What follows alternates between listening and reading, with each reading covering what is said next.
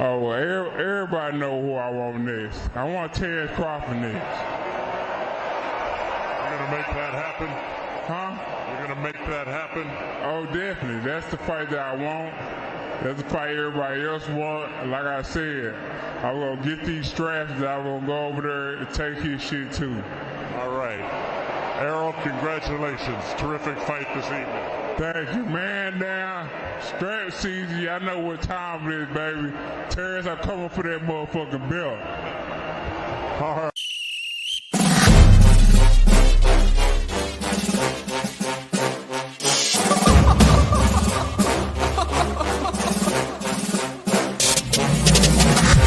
I'm not catching fades anymore. Gotta keep my hands clean when they come for the ball.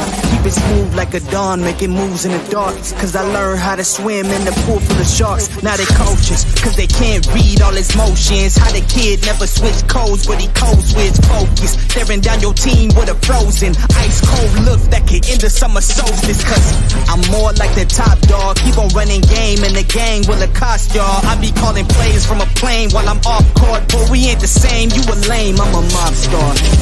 Actually, I'm a top dog on a stat sheet. Off court, but I call plays for the athlete. Laughing when the cop cars try to catch me. Cause I rolled off in a taxi. Put my feet up, I'm relaxing. Singing Figaro with no accent. While I pour strings from the streets in. Do it all with a straight face, I'm the kingpin. Top dog, top flow, boss mode, I'm the kingpin. Showstopper, top dog, God five, I'm the kingpin. They know I'm a dog and a beast, man. Yeah, I keep the peace with a peace, man. I ain't got no time for a piece, man. Why would I respond to a pawn? I'm the... Hold up. If I let my dogs off the leash, they you might want to get out of Dodge by the evening. Honestly, think it's not the blood in the beef. If they don't leave anything behind at the evening. I can see you soft, ever thought about retreating. If you never have, then they'll give you a reason. Better watch your tone, lose your bass when you speaking. Underneath the mask is the wrath of a priest. When you learn how to smile in their face, then go cutthroat. Then they want to call you a con when the blood cold. I remember starving while y'all had a truckload. Now I'm with the mob with the call and the gusto.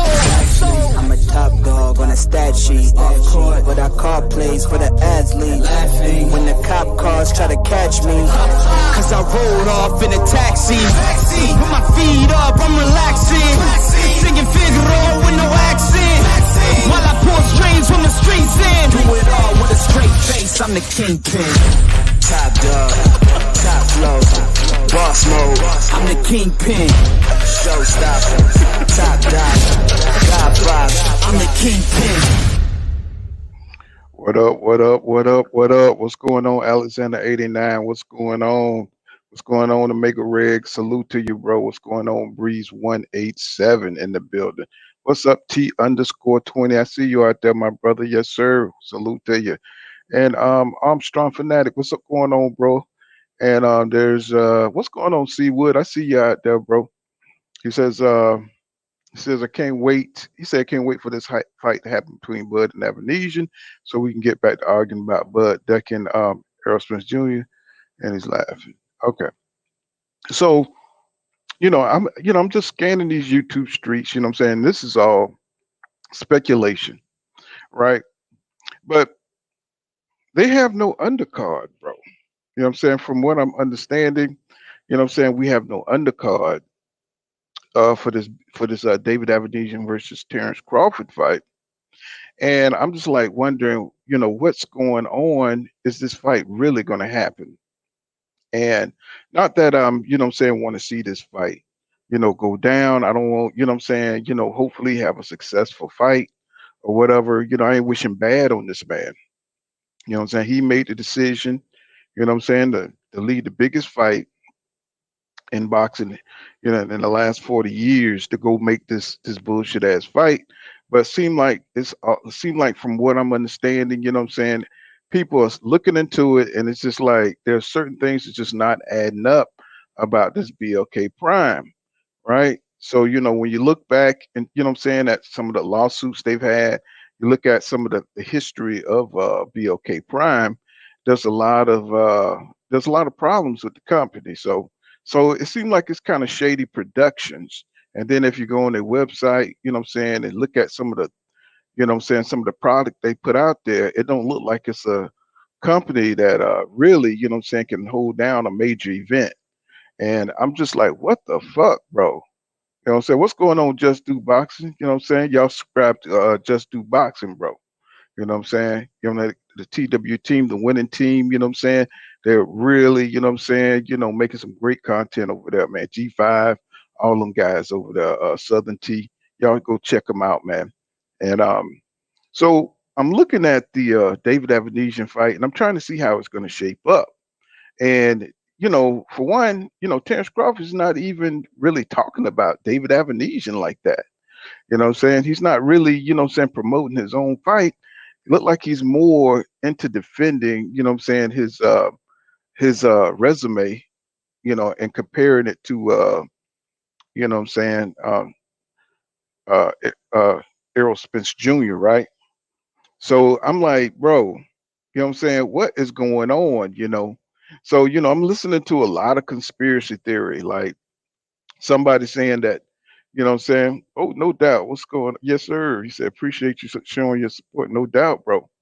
Um, so I'm looking into, saying all these conspiracy theories. I don't know if you guys heard about it. You know what I'm saying? Some people are saying like Mayweather is behind the app, you know what I'm saying, him and Terence Crawford.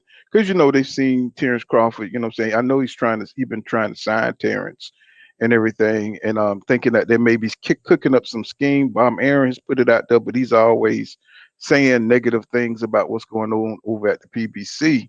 And they're looking at this BLK Prime like it's some kind of scheme, you know what I'm saying? And I just couldn't imagine, you know what I'm saying, why would they cook up, why would Mayweather or somebody like that, cook up, you know what I'm saying, company, you know what I'm saying, just to derail the Errol Spence Jr. versus Terence Crawford fight.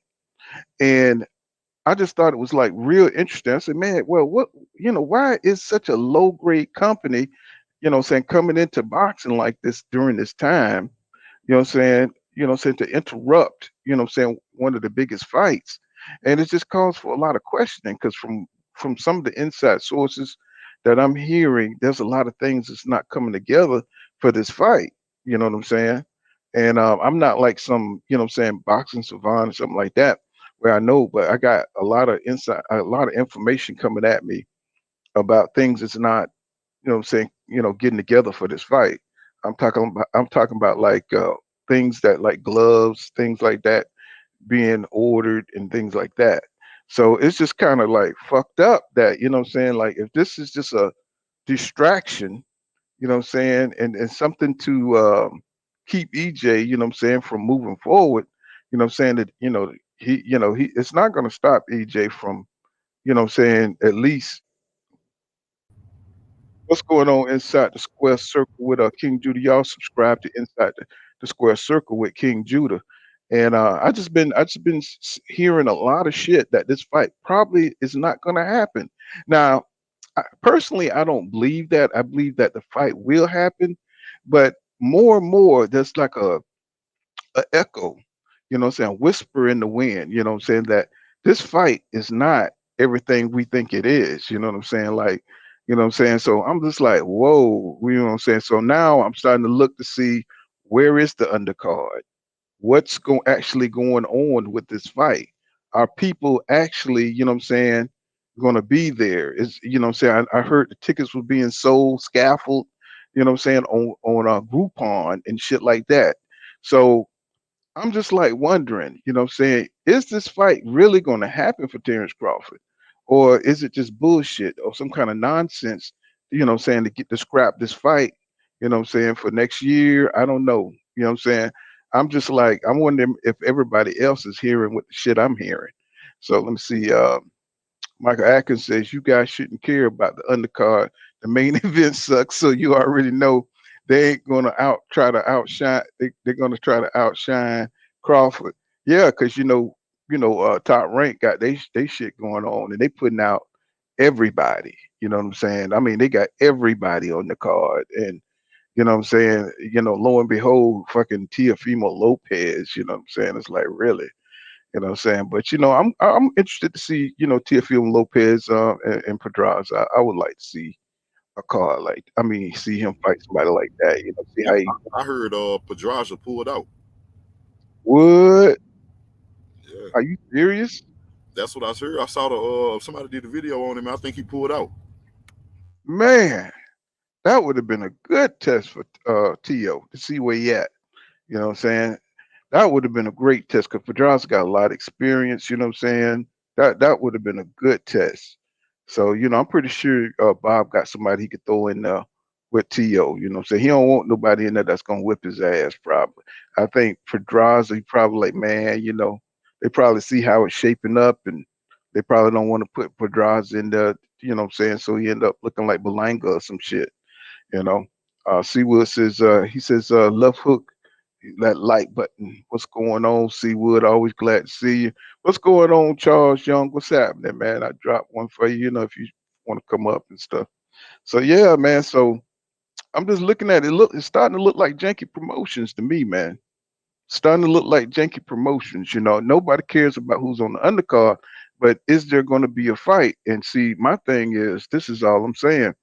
If it's not going to be a fight, if it's not going to be a fight, then why fucking come? Why get in the way? Why get in the way? You know what I'm saying?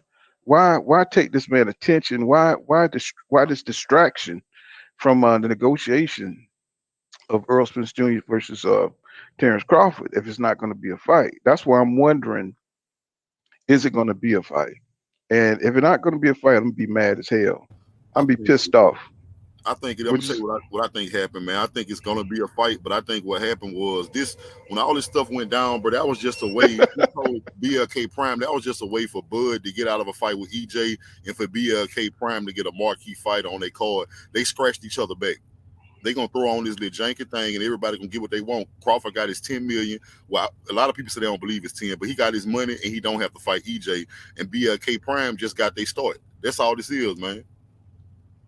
yeah, but no undercut. I mean, we talking about what, a few weeks here. You know what I'm saying? We got a few weeks to go. You know what I'm saying, for this fight to happen, and we don't have any more information. You know what I'm saying, on it. So it's like last minute type shit.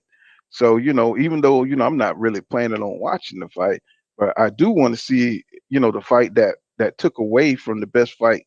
You know what I'm saying, that we would have had this year. What how it's going to shape up? Is it going to really happen? And I'm just like tripping, bro. I'm like, man, I hope this ain't some kind of crazy ass bullshit fiasco, bro. And we know boxing is dirty as shit, so it's a possibility. It's a possibility. Alexander 89 said, he said, let's let it. He said, let's get them lights up. You know what I'm saying? Pull the goat. He said, y'all need B and what's that, B at 40? Is that? And William Henry said, he said they need to strip this dude. You know what I'm saying? And Schizo Paul says, salute everybody. And Chubby 56 says, I don't see the fight happening. This is going to be a big mess. I see lawsuits coming out of this. And that's another thing I'm saying. They've been in so many damn lawsuits. I'm just like, bro, you know what I'm saying? What is going on, man? This shit is like really, really, really kind of like unprofessional and shit, I mean, you just look at their Instagram, it don't look right. You know what I'm saying? You know how you see some shit that just don't look like it's up to par. You know what I'm saying? Look like, things just not pristine, and like a pristine production. Can they pull it off? Maybe. You know what I'm saying? It depends on who hands are in the pot. Like, if you talking about a motherfucker that got, you talking about they offering these two fighters $50 million, sound like they should sound like the money should be there. But just the way that things are shaping up, and we only got what, a few weeks to go, you know what I'm saying, for this fight to happen, bro. I mean, they got to put the pedal to the metal. You know what I'm saying? I mean, and start. They got to get some undercards. Who could they snatch? You know what I'm saying? To throw up under the undercard. You know what I'm saying, for this fight to happen, or because I've never heard of a fight just having a main event.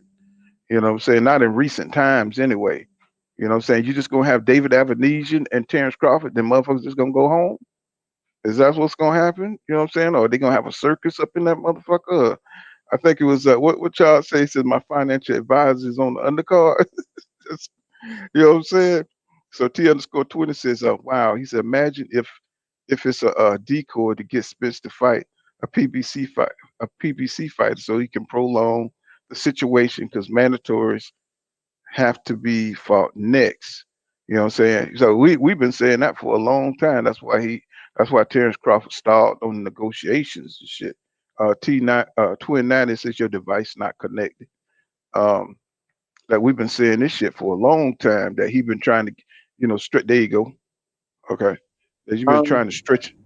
What's going on, bro? What's going on, man? It's been a minute since I've been out here. Yeah, it's good to have you, man. I've been seeing you in the comment section though, and in the chat section. So you think this fight? You think this fight? Mm-hmm. Go ahead. Nah, I'm just saying I follow when I can, man. I don't. For some reason, a lot of my channels I follow, I don't get a lot of notifications or whatever. Mm-hmm. So Yeah. what you think? You think this shit gonna happen, or you think this shit is like some kind of weird scheme going on, bro? 'Cause I don't see no undercard. You know what I'm saying? Terence Crawford don't look like he's shouting out this fight too Well, tough. You know what I'm saying? He's not promoting the that's the motherfucker. I'm thing, like, what's going on? man. A lot of money, supposedly. We all just speculating or whatever. Right. Spectating, actually. We just looking and watching, for real. For no undercard announcement or anything. And the most funniest thing is like every time Terence Crawford do an interview, this nigga don't even speak about his fight. It's like you ain't even promoting the motherfucker. You know what I mean? That's what It's I'm weird. saying. What's up with that? It's It's weird. almost like it's a money grab, but it's like this fight is just a front. You know what I'm saying? Like if you was selling dope or something through a store, and Yeah, saying the store ain't real, you just fucking peddling money through that motherfucker. Like it seemed like it's some kind of Daniel Kinahan or mafia shit. You know what I'm saying? yeah. Because they just putting a cover on that motherfucker, and it's not that fancy of a Like cover. You know what I'm saying? we got one undercard. We don't know if it's gonna be two fighting cards or 3, 4, 5. Shit, we ain't heard anything. And December 10th is the date, right? Yeah, December 10th, man. And it's Oh, weird. I did hear of supposedly one fight. I can't remember. I just saw this today. Supposedly what? there's one fighting card. Damn, I should have remembered the name. I Well, you can't know remember. what? They're gonna have AB fight on that motherfucker 5 times and shit. AB gonna be fighting 5 goddamn fights and shit on that motherfucker. T_20 says, "Wow, imagine if." Oh, I read that. And Wilton Williams. Oh, he said Sandor Martin. Okay, Sandor Martin fighting on there. Yeah, that might be. Yeah, I think I seen that name. I can't remember completely. Okay, so we Nah, he might fighting have. Teofimo Lopez. He fighting what?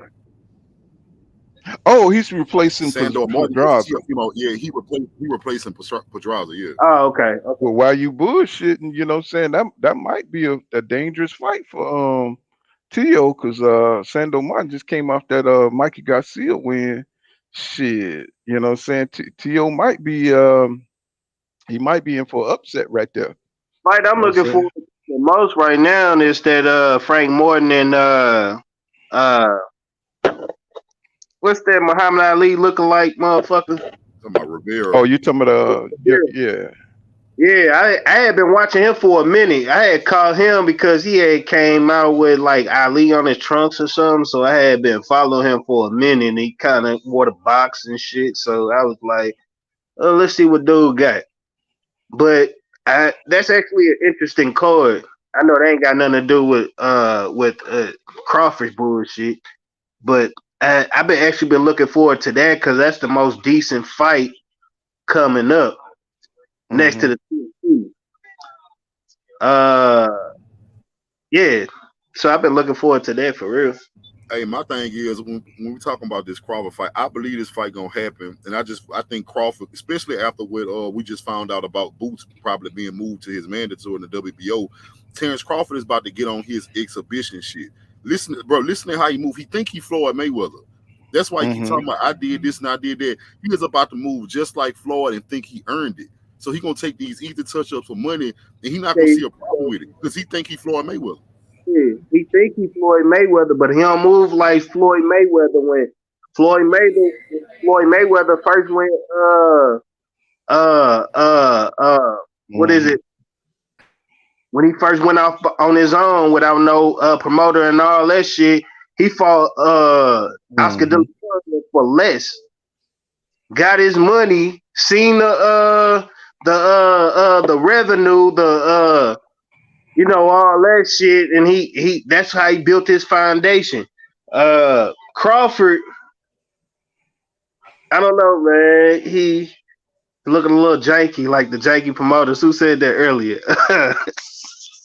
Oh yeah, I said that. But yeah, World Mac, you fell off, bro. You looking like the janky promoters right now. You looking shaky, baby.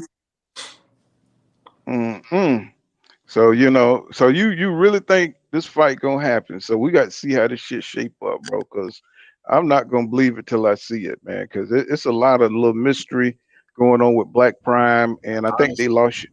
Go ahead. Honestly, I just don't think BLK Prime, they really is trying to break into boxing. I don't think that they'll take this risk by getting involved with such a marquee fighter like Terence Crawford, only for it not to happen. And I don't think Blue Blood would have tied itself to something that's not gonna happen. Yeah, you right about that. I think it was a money grab, man. I think Daniel Kinahan and them try to get some legal money, man. They use Terence Crawford. And shit, anybody will tie their name something for a nice little bag. You know what I'm saying? It ain't like if the fight don't go through, it's his fault. Hey, thank you, Chubby 56 for that $2 super sticker. Appreciate that, my brother. What's going on, Mike Rhythm? So yeah, I think Earl and Crawford gonna happen. Hey man, you said that boy about I don't think so. Yeah, you ain't hear Boots since Ortiz fighting Stanionis. That means Ortiz can no longer be Bud Crawford or #1 mandatory. That's gonna move up. You said Boots fight Stanionis? Nah. Official? Virgil Ortiz. Virgil Ortiz. Yeah, I'm tripping. That was official. Yeah, he about to be ordered to fight Stanionis. So what's gonna happen is Virgil Ortiz not gonna be able to beat Terence Crawford #1 mandatory in WBO. So you know Boots was #2, so that's gonna move Boots to #1. So now you're gonna have Crawford. He gonna have to make a decision between going to fight Errol Spence or fighting his mandatory in Boots. And I don't think he's gonna fight neither one of them. I'm tired. Hey, did y'all see that new article that Boxing Scene just put out about Terence Crawford? No, I missed that. What it say? He was saying he was like, I don't know why people mad at me. I tried my hardest to make this fight. What y'all want me to fight? I did. I thought that was an old one. I thought that was an old one. That the first fight with Wilder and Fury, he gave 0 guarantees, so he understand Al Heyman positioning that if you don't think the fight gonna do good, how can you guarantee anybody anything? And you know, everybody know it was a guarantee in the beginning. Right. It was 10 million. It went up to 10 million. Yeah. He stood on that 15 million. That's what he wanted for guarantee. Kept popping that motherfucker down. It was like, better yet, you know, none of y'all getting a guarantee. You know what I'm saying? Earl cool with it because he know about the back end money. And that be killing me when the media get to talking about obviously Earl Spence knows something about the back end money, bro.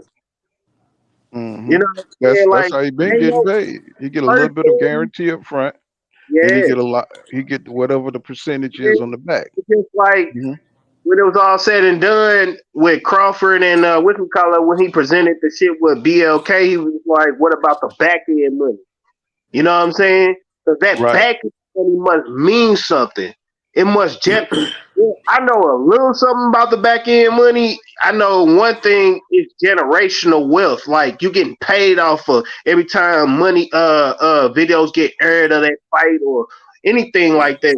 Like it's like masters. It's like publishing and shit. You know what I'm saying? Like you get a when percentage on radio. Yeah, you get a percentage like of royalties. That's called royalties. Yeah. And it get better like with taxes. You know what I'm saying? You don't get taxed as much. Bud be doing all that boss talk, but he not used to. You know what I'm saying? He not used to boss shit. You know what I'm saying? Where you get paid last. You know what I'm saying? Where you get a percentage. He not used to betting on himself because he know he don't sell. Yeah. But see, my thing is, you know what I'm saying, if you know if you're gonna be involved in one of the biggest fights, bro, in boxing history, bro, you about to get paid, bro. That's just common sense. You know, even if you're a hustler, you know you're gonna get paid, bro. You know that this fight is huge. You know what I'm saying? So this, I mean, he was gonna win either way, bro. You know what I'm saying? He just, to me, you know, it's the risk of the fight that he was looking at. He was looking at, this is EJ. This motherfucker is coming in here to really bang. And I just don't think, like Bob Aaron said about Terence Crawford, mentally he just not there, bro. Mentally Man, he ain't on that level right now. You know what I'm saying? he would have Right came out now, about 1.5 for another eye. It cost him about 1.5 for another eye. I'm trying to tell you, man, that it seemed like that. Greeks with Fire says Crawfish was crying on Twitter again, saying, "Why y'all mad at me? I tried my hardest to make the fight." He listened. So you know what I'm saying? It's this dude here is full of shit, bro. You know what I'm saying? You know, he's saying shit like I tried my hardest to make the fight. Well, nigga, all you had to do was send the contract back on time. That's all you had to do. Hey, You know what Paul. I'm saying? Mm-hmm. I was gonna say, let me ask you something, man. Do you think Mm-hmm. this shit with Bud is worse than Riddick Bowe? You think this might be one of the worst ducks of all time? Yeah, well, you know, the only thing is, the only reason I say it ain't because Reddick both fought Evander Holyfield. You know what I'm saying? Twice. He fought the nigga twice. You know what I'm saying? So Bud ain't got no fight like that. You know what I'm saying? He ain't got no. See, Evander took a lot out of Bo. You know what I'm saying? And you really want to go into a fight with Lennox Lewis right after you done came after a motherfucking drag down, beat down with Evander Holyfield? That did you go see those fights? Those fights were hellacious. And I'm pretty sure Bo was like, I'm pretty sure Bo was like, hell no, I'm fucked up. You know what I'm saying? So I can kind of see, even though it was a fuck move by him to duck uh uh Leonard, he just came out. But he showed that the He man is a said the warrior. motherfucker's hellacious. Hey, You know what Paul. I'm saying? Hmm. The bigger question is, what fights do you think that was significant to Buzz? I mean, yeah, Buzz's career, man. Because I'm confused. No. Hey, you ain't got number crickets over here. He You know what Listen, I'm only I beat can saying? he say only beat like one. one or two Hall of Famers. I can But say you mean one you mean his signature fights or some shit like that? signature fight. Yeah, Yeah, well, I mean, you would have to count Porter. You know what I'm saying? I would say Kell Brook was just a name, and you know what I'm saying, because he had to come down to try to make the weight. Porter Same was shit with Khan. Porter was a name for Amir Khan don't mean shit because he was already washed up. Porter had 1 foot out the door. And the rest of them niggas, you know what I'm saying, he didn't see if he would have tried to lock up the division fight Ugas, that would have been a great win for him. And his he would signature have had win to me would be that fucking Jeff Horn fight because it was for the belt. Even that fight wasn't even no competition. So well, I mean, but Jeff Horn wasn't shit though. You know what I'm saying? I mean, yeah, it meant something for him to become a champion at the WBO, but he was a title holder. He wasn't yeah, a real champion. He was a champion only in name on paper. See what I'm saying? And you know what I'm now, saying? Because if EJ would have got to Jeff Horn, we wouldn't see Terence Crawford at 147. if And that's EJ how I it got to him, it'd have been over in the first round. That's how that's what I believe. And I I ain't trying mean to any Tyrus Crawford fans or anything, but I believe like he was solid like that. Like at that time too. Like it would have been over in the first round. Jeff Horn ain't got no skills.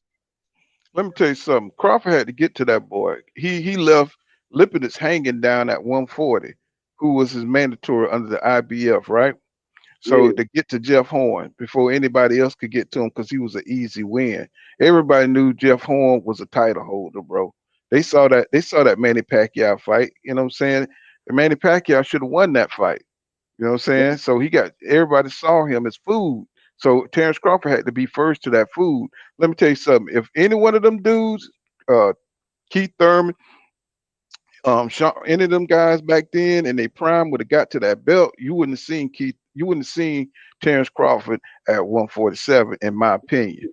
Them probably would have knocked him out in the first round, bro. Jeff Horn didn't look great. He looked decent against Terence Crawford, but I'm gonna be real, man. It's not, his resume don't hold enough weight for me to say like he could have compete with the Danny Garcia in his prime or the Thurman in his prime, or even Ugas even said he beat him in the Olympics. So you know what I'm saying? Like, I don't think his win against Jeff Horn hold any type of weight. You know what I mean?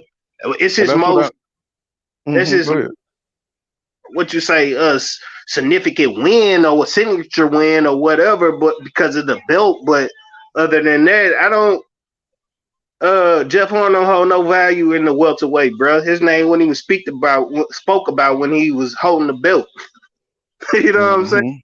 Right. You know what I'm saying? So he came in on some cheap shit. You know what I'm saying?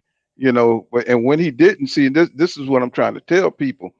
You know, when he said he wanted undisputed back then, he mentioned it a couple of times. He wanted undisputed, but when he didn't go for the other belts, it lets you know. And he fought the Jose Benavidez's of the world, and he fought. I know he fought Green Machine because that was his mandatory. You know what I'm saying? But he didn't go for none of the elite welterweights. You know what I'm saying? Even though people talking about they outpriced themselves and shit. Now he is outpricing his fucking self. You know what I'm saying? You know, everybody else outpricing themselves when he was over there when they was trying to make the fight with his ass. You know what I'm saying? They wasn't even asking for much as this nigga asking for, right? But he's not outpricing himself when he asked for the damn moon and he asked for all kind of transparency and bullshit, even though he said that he agreed to everything, right? Or what I supposed to do? Go back over there and fight for no back end, no guarantee. That's not even what was offered to you, my friend. Why are you telling people this kind of shit?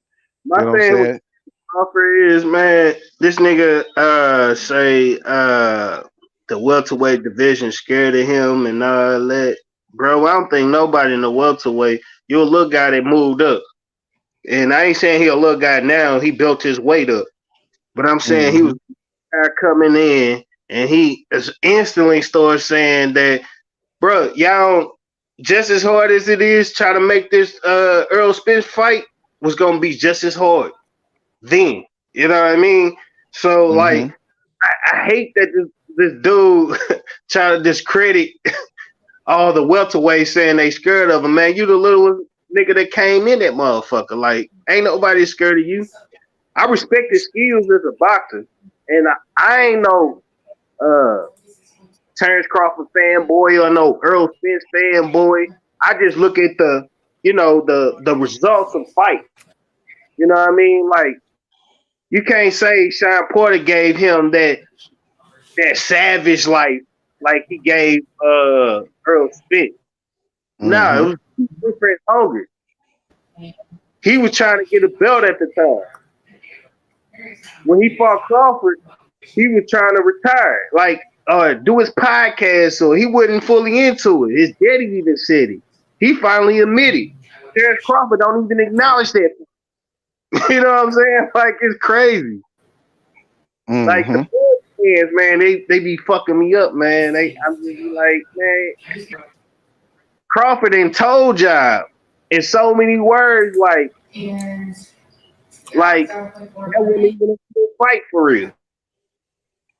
Let me see. Podcast or whatever she do, interview.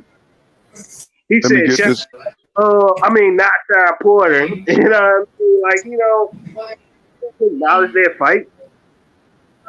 Let me get this super chat. Thank you, Schizo Paul, for that $1.99 super chat. He said, I think I see Black BLK line and inflating the pay-per-view numbers high.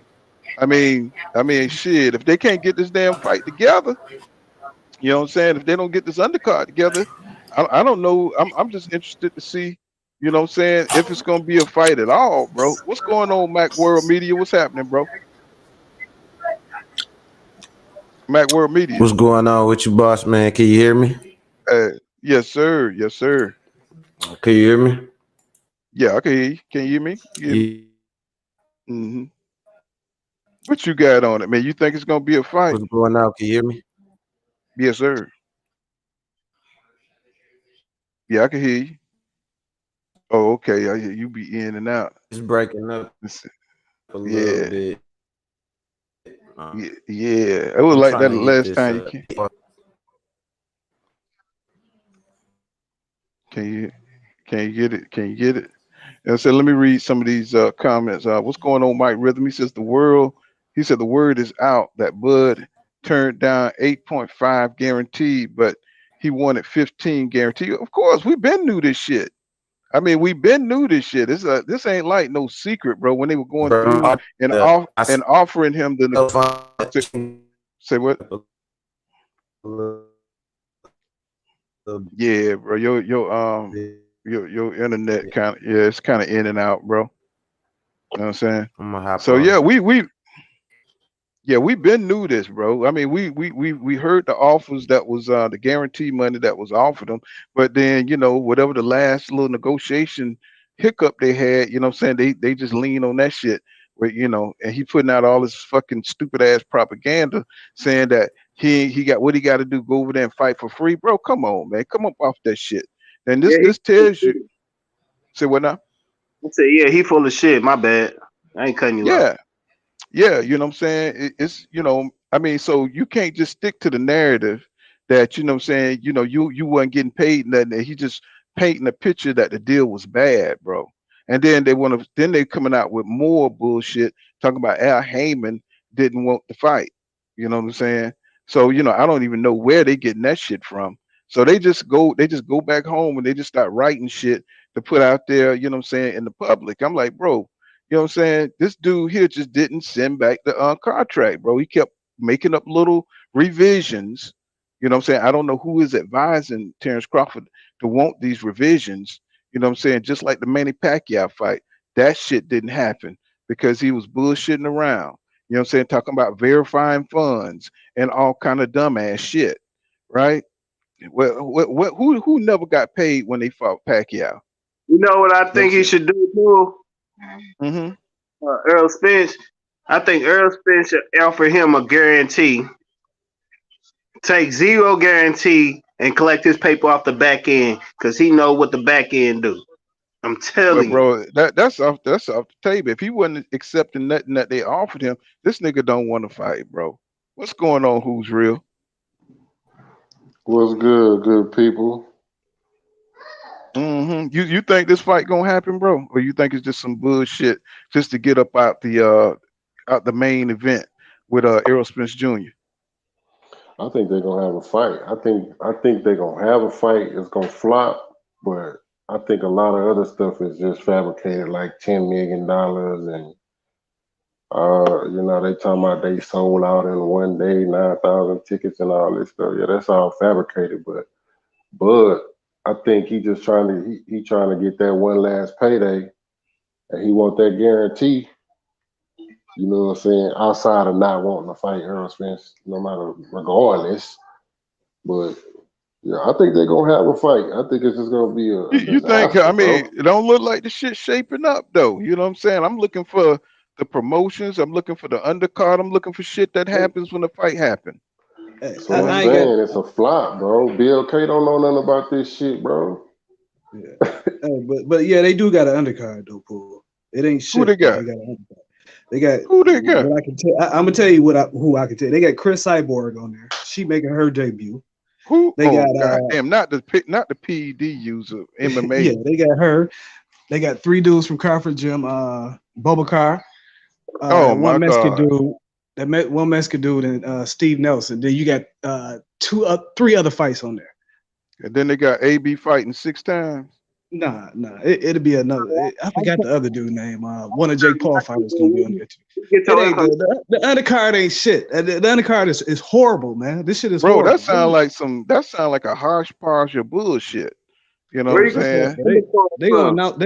It'll be announced this week though. But yeah, it ain't nothing. Trust me, it's nothing to write home about. This shit is this is gonna be one of the worst pay-per-views you ever seen, man. So thinking about that, so okay, so I mean, it just don't make no damn sense. I mean, just to go get a couple of pennies, you're gonna walk over dollars to go grab a couple of pennies. You know what I'm saying? You're gonna walk out of a major goddamn deal to go get some bullshit ass money that you could have got even after you fought EJ. He could have fought David Avenesyan even after he got his ass beat. You know what I'm saying? For EJ. You know what I'm saying? This was not necessary to put a front of that fight. You know what I'm saying? I could see if he would have been fighting like a Virgil Ortiz and grabbed him like a quick little 20 million or something like that. You know what I'm saying? Something that's worth it, you know, to derail you from the best fight of in the last 40 years, right? But this shit here, this is like selling Coke bottles back in the 70s. You know what I'm saying? You know what I'm saying? You got $100 goddamn 20-ounce glass Cokes, you know what I'm saying, to go sell for 10 cents and shit. And you got all this money sitting over here at the PBC waiting on you, bro. This shit don't make no sense to me. Somebody make it make sense, bro. Somebody make it make sense. You know. So, this is it's gonna be interesting to see how it's all shake out. We know we got top rank fight going on. Let me see. I don't think they got no PBC events coming up in December. Yeah, but even if you look at the little promos they putting out, you said they didn't put up no money to buy no licensing fees for Crawford old fights or David Avenesyan. They didn't even bought no footage to show this guy fight when he fought. You know what I'm saying? To put together a highlight package. They ain't even paid that. They ain't paid Top Rank or I heard they putting up Instagram links and shit. Yeah, you know what I'm saying? You're gonna have to put up an Instagram link to go see them niggas fight. You know what I'm saying? It's like it's crazy. I truly believe come hell or high water, they're gonna make that fight. They gotta pull it off. Like my man was saying earlier, you basically have to you don't invest in so much money, you just gotta go through with it. Well, let me see. Courtney Thompson said what'd you say, T? What'd you say, 2090? I said it's either that or come off that belt. Well, you know what I'm saying? Once they get Boots over there at the W, once they bring him up, it's gonna be on and popping. You know what I'm saying? Because Virgil Ortiz has switched over to the WBA, and he's gonna be fighting Avenesyan Stanionis. And so that's gonna be shifting shit around. And then the WBA has ordered EJ to fight Keith Thurman. So shit is starting to shift and look like they're gonna get Terence Crawford ass up off that belt. You know what I'm saying? So he's gonna have to fight Boots Ennis, or he gonna have to get the hell on. You know what I'm saying? Or EJ fight EJ. You know what I'm saying? Or vacate. You know what I'm saying? He might pull Andrade, Demetrius Andrade, and just vacate. Yeah, well, you know what I'm saying? Anything is worth, you know what I'm saying, instead of him sitting on the shit and not making a deal, you know what I'm saying, with EJ. You know what I'm saying? Anything is better than him just sitting up and trying to be a hater. You know what I'm saying? Courtney Thompson said, he says that's the same 10 million they said he's getting, he was offered to fight EJ. So what happened to all the Bud fans saying Bud went to get a bag? Because it's all bullshit. See, they just create stories to put out there, to cover this man tactical retreat. You know what I'm saying? And that's what it was, a tactical retreat. Because I don't think Bud is in any kind of condition to fuck with EJ right now. What's that? C Mac? What is C? Whenever they ask him, why didn't he take the offer to PBC to match, to do better a match? Because fight. I mean, that's standard business practice, right? You always give them the right of first refusal. Can you match his offer or do better? No. Okay, well, I'm gonna take this fight. Person in that right mind frame coming with business tactics gonna do that, but a motherfucker that don't want to have the fight, don't want to fight the person, ain't gonna do that. He gonna say, "Oh, try my damnness to make the fight," like he did. What's going on, Rami? Emily Jones? Let me get this super chat real quick. I see it down the line here. He says, salute pool. He says the real fellas in here. He says, I know Joan Turner gonna slide by. He said he got more heart than Bud. Yeah, he do, cause he be sitting right up under all these motherfuckers in here, you know what I'm saying, going for EJ, you know what I'm saying? He really do. You know what I'm saying? He be coming in here night in, night out, man, like slanging and banging with y'all. Ain't paying y'all no attention. You know what I'm saying? Courtney Thompson says Bud had 3 offers for upfront money, 5 million, 8.5 million, and 10 million. He says Bud wouldn't move off 15 million. And see, what I'm saying is we've all talked about this before, but then for some reason, motherfuckers just act like they got selective memory and forget this shit. You know, be so much shit going on in boxing that you just bypass it. You know, oh, they offered me no guarantee money. That's how you know this nigga be lying. Because You he know what come I'm out saying? with a Because different excuse for not taking the fight every other day. That's why we get on one subject, then he changed it to another subject, then he changed it to another subject.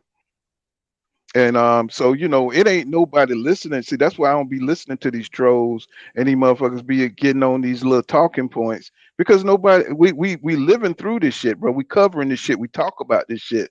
And this man been offered guarantee money. He just didn't want that. He want what he wants, right?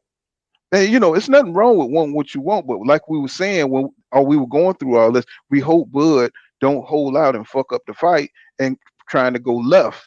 You know what I'm saying? Trying to create some kind of different avenue. Nigga, you got the bag right there. Nigga, that's more money than you made over at Top Rank. You see what I'm saying? So this shouldn't be a special situation just because it's EJ, right? Yeah, give that man some respect. You know what I'm saying? Pay that man, but don't go in there on no bullshit either just because you about to get your ass whipped too. Show some confidence in yourself. Show that you walk like a champion, bro. Say, hey, think that you're gonna go in there and win, not go in there and get your ass whipped, bro. You know what I'm saying? That's what I'm saying. That's all I'm saying. You know what I'm saying? Because if that was me, I'm going in there thinking I'm for the win. And even if you get 12 million, 13 million, whatever it is, you know what I'm saying? That's respectable. And then if you win, you're going to get even more money because you might accept a rematch. You're going to make money on the rematch. You're going to make money, you know what I'm saying? If you win that shit and move on and fight Jamel, you know what I'm saying? You're going to make the money, bro, because you're making the matchups that people want to see. You know what I'm saying? You should have been doing this shit a long time ago and you would have been good because you could have fought all them dudes, but you didn't do it. Like you say, because he didn't want the money. Like you look at somebody like Tim Tszyu, that he was over there in Australia making good money, very good money, selling pay-per-views, selling out stadiums, making very good money. But he wanted to smoke, so he did what he had to do, come over here to America, sign with PBC, and now he about to fight Mel. Devin Haney, another one. They making a move to actually make the fight. This guy's just running around with like a chicken with his head cut off, just saying anything. But see, he don't understand that he's probably, you know what I'm saying, this fight probably gonna do way better than he suspect if he just let the shit flow and let them market the motherfucker and he helped promote. See, the problem is this nigga ain't used to getting out there and help selling shit. You know what I'm saying? He did a better job with Jose Benavidez selling that fight than anything. You know what I'm saying? Him and Jose Benavidez did a great job talking shit to each other, and that's all he have to do with EJ. You know what I'm saying? To sell this damn fight. But he done did more interviews this fight than I ever seen him do. Right, because this nigga This on fight, but Golden it's all Paw. about it's all about Earl. It's not. He's not even talking about David Avenesyan. I've seen like maybe one interview with David Avenesyan, whatever his name is. That's how he's selling his fights. But listen, I think this fight is gonna do way better than what everybody think. Everybody keeps saying that the Ryan Garcia and the I know a few people that's not interested in the Gervonta Davis and the Ryan Garcia fight like that. No, that fight is big, man. I like the Terence Crawford and Bud fight. I mean, the Terence Crawford and Spence. But that Ryan Garcia Tank fight is gonna be huge. Listen, it's people in the U. She said I'm blocked. I gotta come see this fight right now. Where is Jason McClain? We had like 70-something people lined up. We was throwing an event out in Vegas, had rented the shit out, put the deposit down and rent everything out and shit. We had like 70-something people ready to go out there. We should be catching our flights back home tonight. Right now, I should just be getting back to the crib from watching the fight. He done fucked everything up, man. That's what I'm saying. Bro. And then come next year, like people keep talking about they'll fight next, but you got to realize Virgil, Boots, and all these other welterweights ain't about to put their career on hold no more, waiting around on him. Another 6 months. Yeah, bro. That shit finna come to an end for both of them fellas. Yeah, ain't nobody about to be waiting around on these dudes again. Everybody decided, okay, we gonna let y'all make the fight. All the sanctioning organization, so much effort was put into making this fight, not just the negotiation between them two, but between other fighters also. And for you to pull out like that at the last minute, and everybody done waited on your ass, they thought you was making the fight. They're not doing that again because they know you full of shit. Yeah, now they ain't gonna try to signed on the dotted line. I'm looking. They gonna put something on pause this time. It ain't gonna be no talks or negotiation if your name ain't. It ain't. Exactly. exactly. These guys be waiting around on this dude, man. They know he's flaky. I mean, I don't see Jason McClain. They say he blocked. He sent me a message saying he blocked. I don't see it. You know what I'm saying? I don't see Jason McClain. I think, isn't he a part of the TWT team? Let's see. John Turner, you going to the fight in Nebraska? Anybody going to that fight? That ain't in Omaha? Hell no. The T.O. fight just got way better. So, I wasn't really caring for either fight that night, but now I know for a fact which fight I'm watching. Then once I saw that undercard, I'm like, yeah, this is about to be some bull. This undercard is so horrible. Wait till they announce this shit. Nah, you think you playing it now? Wait till when they announce this shit this week, y'all gonna be like, man, what the fuck is this? Yeah, Ty Rank stacked it up. They got a 9-court fight, man. I ain't seen that in a minute. Man, I don't see you, Jason. I'm looking for you, bro. I mean, I don't see you on here. You ain't going to the fight. How you in the YouTube comments defending the man and you ain't spending your money on him? Come on. You got to spend your money on them. Go to the and please. I mean, if you're gonna buy Black Prime, please use a prepaid credit card because don't get the information. Let me see, McClain. In or something. You put your information there. Nigga, Nigeria gonna be buying a new house off of your information. Dang. I don't see him, man. Hey, bro, I'm gonna have to go back and see how to do that. I don't even know how to do that, bro. I don't think I ever blocked too many people, bro. I know I ain't blocked you, so you know what I'm saying. I blocked all sex accounts, so I don't block nobody else. Right, I never blocked Jason McClain. You know what I'm saying. I think he's part of the TWT team, but you know what I'm saying. I don't know. I don't see you on here, bro. You know what I'm saying. I know I didn't block you, so. You know what I'm saying? But I don't see you on here. I don't know how to look it up right now.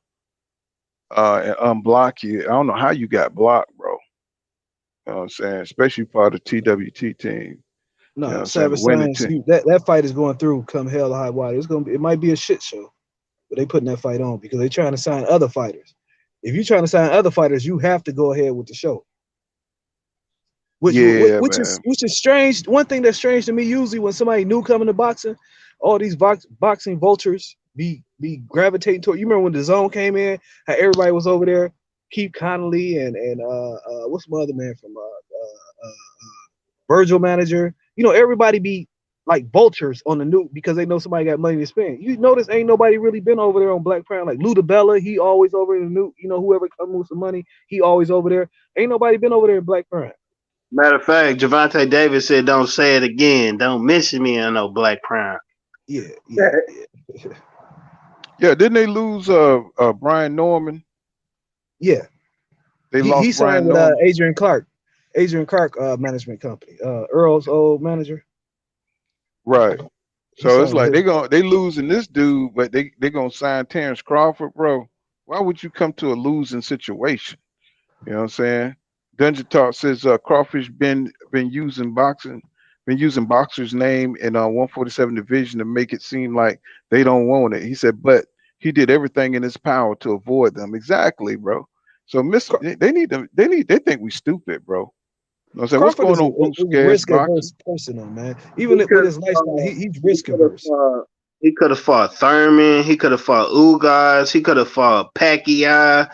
Oh boy, he don't want that problems for real. Yeah, if you wanted a tune-up, we just seen how Ryan and Tank did it. They both take. Well, I ain't gonna call Hector Garcia no tune-up because that boy that's smoke right there. Well, yeah, that's more than a tune. But you see how he did it though. Yeah, Shit, yeah, I'm gonna take the risk. In the meanwhile, yeah. Mm-hmm. And really, they should have fought in June. Like when Bomac told me he told me we fighting in either June or July because they wanted to fight this year. They said we fighting either June or July. Well, you should have fought in June or July. Why wait fact. until Mm-hmm. the last minute and fight in December? And if you could fight in December, you could have waited till February. You are at your point in your career. You shouldn't be talking about tune-ups. This man done flipped the Mm-hmm. car, ain't took no tune-ups. Done had eye surgery, ain't took no tune-ups. Bro, you are too accomplished to be talking about tune-ups. Well, Sugar Ray Leonard listen, came off what, a two-year layoff and fought Hagler? Come on, man. I ain't gonna say nothing If you wrong with selling yourself tune-ups. as that guy, then you got to act like that guy. I ain't gonna say And that nothing guy wrong don't with take tune-ups. tune-ups. It's the fact that you let us know so fucking late. Why did you wait to close to where y'all was Mm-hmm. closing? Everybody thought you was closing in on the deal. So all of a sudden it springs something up, something totally different up on us. Like you could have been took a fight with Avenesyan or whatever his name is. You could have been took that fight. You could have Yeah. took one in August. You could have took one in July. You could have took one in right after Earl Spence fought fucking Ugas. And then not Mm-hmm. only that, they snatched this nigga from another fight. He had a fight. Yeah. Yeah. Yeah. He You had a sure fight. did. They paid. Yeah, they snatched him from another fight. So they And moved mountains to make this fight. Let's remember that they moved mountains to make this fight because he had a fight lined up. Facts. So it ain't like he was available. it's like my man Courtney Thompson says here. He says, peep this. So Tank and Ryan can sign a fight while having fights prior to that, but Bud didn't sign, and he could have still had this fight with David. So he could have went ahead and signed with PBC and still had a damn tune-up fight. He could have put this fight, you know what I'm saying, before that one. I mean, that he could have done that shit, bro. He could have fought. When he left Top Rank, he should have been at PBC offices knocking on the door. You could have fought Cody Crowley. You could have fought Cody Mm-hmm. Crowley in June, while Earl fought in April, and then we go into the fight in November. Mm-hmm. Damn sure could have. And thank you, Lou Era Grassroots. 64 more likes, y'all. Let's get them lights up. I'm saying they put us on the map. And Roman and Emily Jones. I had to mute you, bro. That Roman. Let me mute you. So this nigga got an unmutable. Hey, you mute yourself for Mac. Yeah. Look, he said, I wonder how much moolah Al paid to maneuver fighter rankings to say it. Let me catch up. Let me catch up on Hilarious. some of these comments. Al is the Wizard of Oz. He's the puppet behind everything moving the strings to these people. He's the mysterious Wizard of Oz. This is hilarious. These conspiracy theories. He said the real 16-6 Productions. He said it's crazy. They only talk about Crawford in reference to Spence. Do fight nobodies. And Alex Shrill Jones says, "What up, Pool?" He said, "I heard Buzz tickets buy one get one free." And you know what I'm saying, they reselling them bitches for 80 something bucks, man, on the Groupon bullshit. Cool's real. What's going on, my brother? He says, peace all G's 100. And Tiger X Boxing Channel. What's going on, bro? He's just talking on Mike Rizzi. He said, turn down 10 million. We all know this shit. So that's why when they come to our channels, you be like, bro, what the fuck y'all talking about, bro? Y'all, it's the latest. They get together and they come up with the latest talking points and they break and then they come out and put this bullshit out here. It's like, bro, you can't tell us this shit. Like when they try to bring Floyd into it. Floyd didn't have shit to do with negotiate. He didn't even negotiate the Ryan Garcia and Tank fight. What the fuck he doing negotiating Earl Spence and Terence Crawford? Two people he have no connections to. They love to bring up Floyd. Floyd is out here. He fought more than all these guys. He out here making his own fights. Right. You know what I'm saying? I mean, I was and I was surprised as anybody that they made that damn fight happen with him and the damn Ryan Garcia. I'm like, I wow. told you, what did I tell you though? So you was on my dome about Ryan Garcia. I told you, I said, just wait. I couldn't tell you it was happening, but I told you, okay, just wait. Ryan Garcia, he still ain't shit. So you know, that nigga still ain't shit, bro. Okay. Let's see. Wait till Ryan. Wait. Okay. I'm gonna be here. I'm gonna be right here. If he, let's see what he do. You know what I'm saying? Just watch. He says, technically he don't believe in the I don't understand. PBC has made every fight they, you know what I'm saying, went out to make, bro. You know what I'm saying? Every fight they making the fights, bro. I don't understand why Let me tell you. when it comes to Terence Crawford, what is the disconnect, bro? You know what I'm saying? They making fights, bro. They So you making tell fights. me Al Heyman can make fights with Bob Arum. He can make fights with Oscar De La Hoya, who sued him, and who always talks shit about him. He can make fights with Dana White in the UFC. But Terence Crawford, UFC don't make fights with nobody, with no other promotion companies. But they made one to Al Heyman. But Crawford is a special case that he the only one he can't make fights with. They don't use logic, bro. They just love this motherfucker nuts so goddamn much that they just be talking shit. It's like, bro, use your common sense, bro. The PBC make the EJ. He got Kell Brook. You know what I'm saying? He got motherfucking Which was Sean Eddie. Wait, Ford. which was Eddie Hearn, which did Right. not go to a purse bid, which means that they negotiated the fight. So they wasn't forced into a purse bid. They actually sat down and negotiated the fight. Also with AJ's first title, he was also a PBC fighter. Who what's my man name? Charles. What was his name? Who AJ won his first title from? Yeah, that old bum ass nigga. Yeah, he was a PBC fighter. So they made fights with Eddie Hearn, Bob Arum, Frank Warren, Oscar De La Hoya, who has sued this guy. They make fights with everybody, but Terence Crawford is the outlier. If you're the outlier, Right. you are the problem. You're the problem. Right. And the only fight that he did make was the Manny Pacquiao fight because he got the eye surgery, right? Because he got the eye injury. But see, you look on the other side and look, he got problems, bro. This motherfucker don't make fights, bro, because he always coming up with some bullshit. You know what I'm saying? He didn't sign with Manny Pacquiao. Now, this fight right here, it's all kind of issues. You know, what did EJ say? He said, I'm going to clean up my side of the street. You know what I'm saying? I'm coming get your shit, and then we're gonna see who holding up this damn fight. And he pulled his skirt up, and we saw panties. Right. And it smelled like sardines, bro.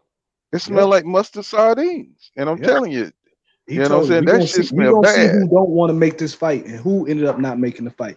Even though he agreed to everything, according to his own words, I agreed to everything, right? That's what Crawford said, right? That's what he said. You know what I'm saying? But yeah, he fighting a whole nother nigga. You know what I'm saying? He fighting a whole nother nigga. That shit tell them. And not only that, he wasn't gonna tell nobody. You remember he had already agreed to this fight. It was signed, sealed, and delivered. He didn't tell nobody. Stephen Espinosa told me we were blindsided by this. He didn't tell nobody.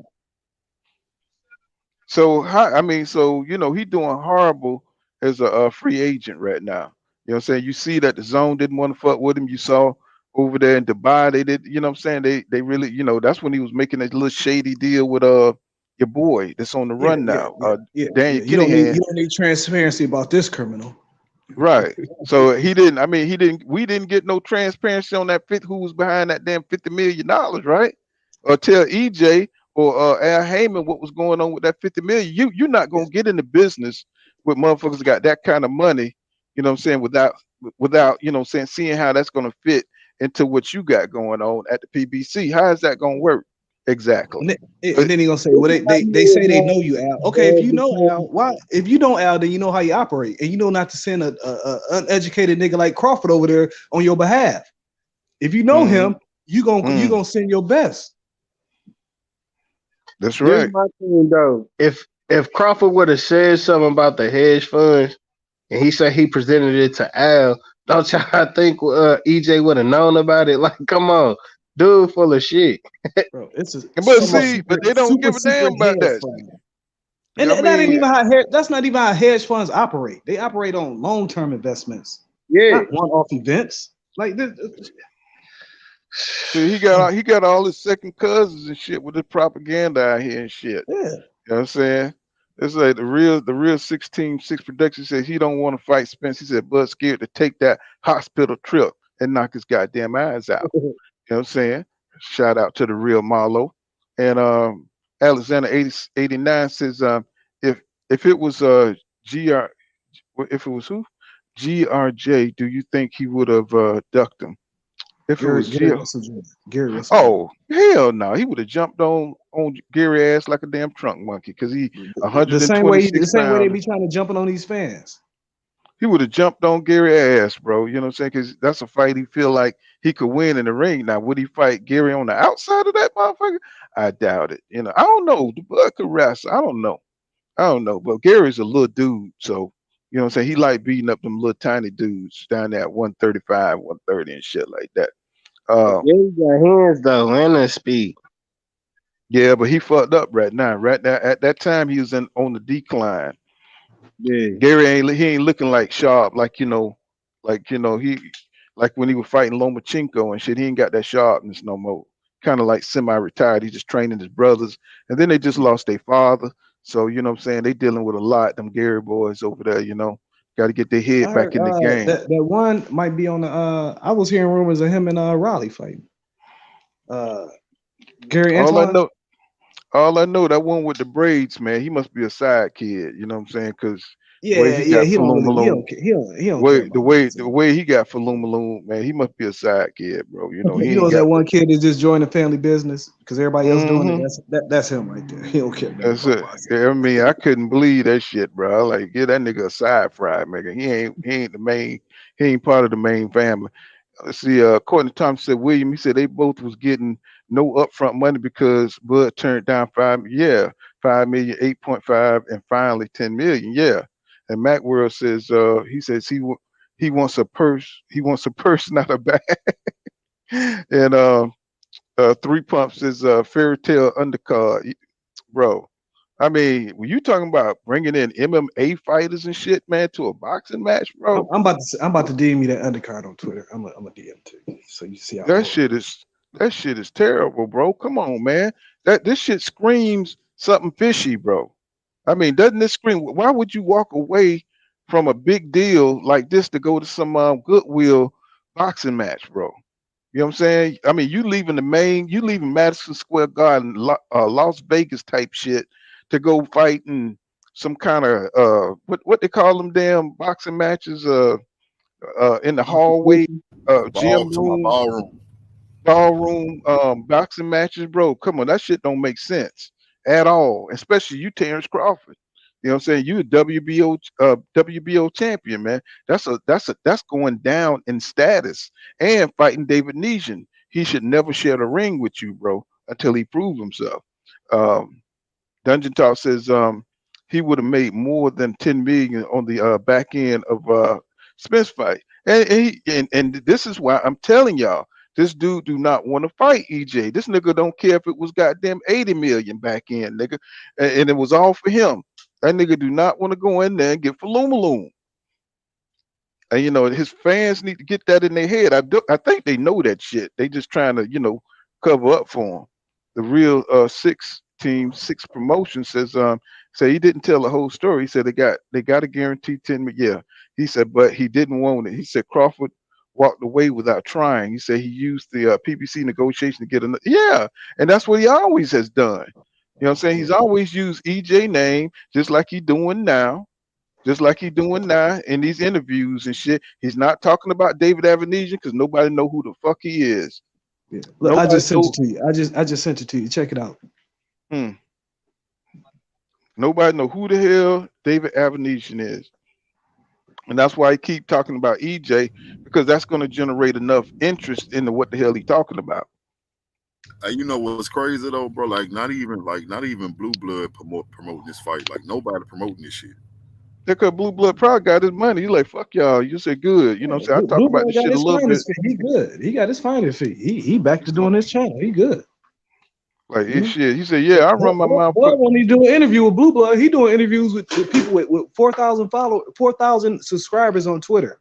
I mean, not on Twitter. I'm sorry, on YouTube. On YouTube, he's doing interviews with like guys with like 4,000 subscribers on YouTube. Meanwhile, Blue Blood got what 200 some thousand. He wanted to do an interview with him, but you see Broner. This is why I fuck with Broner. Broner was he was a loyal soldier. He went over there, did his interview with Blue Blood. I just got cashed out by Black Prime and shit. You know, y'all come see this damn fight. This is gonna be a damn fire ass fight, god damn it. You know what I'm saying? You know, I'll be like Blue Blood over that motherfucker, god damn it. You know what I'm saying? Let's see. I mean, John McCain, I don't see you, bro. You know what I'm saying? I'm gonna have to figure that shit out once I close this screen to kind of get you. I don't see you on here. He said, "For you got me." I don't know how I got you blocked, bro. You know what I'm saying? Because I don't block people like that. You know what I'm saying? If I kick you out, you know I kick you out because I'm gonna tell it to you straight to your face. But I mean, once we'll get it straightened out, bro.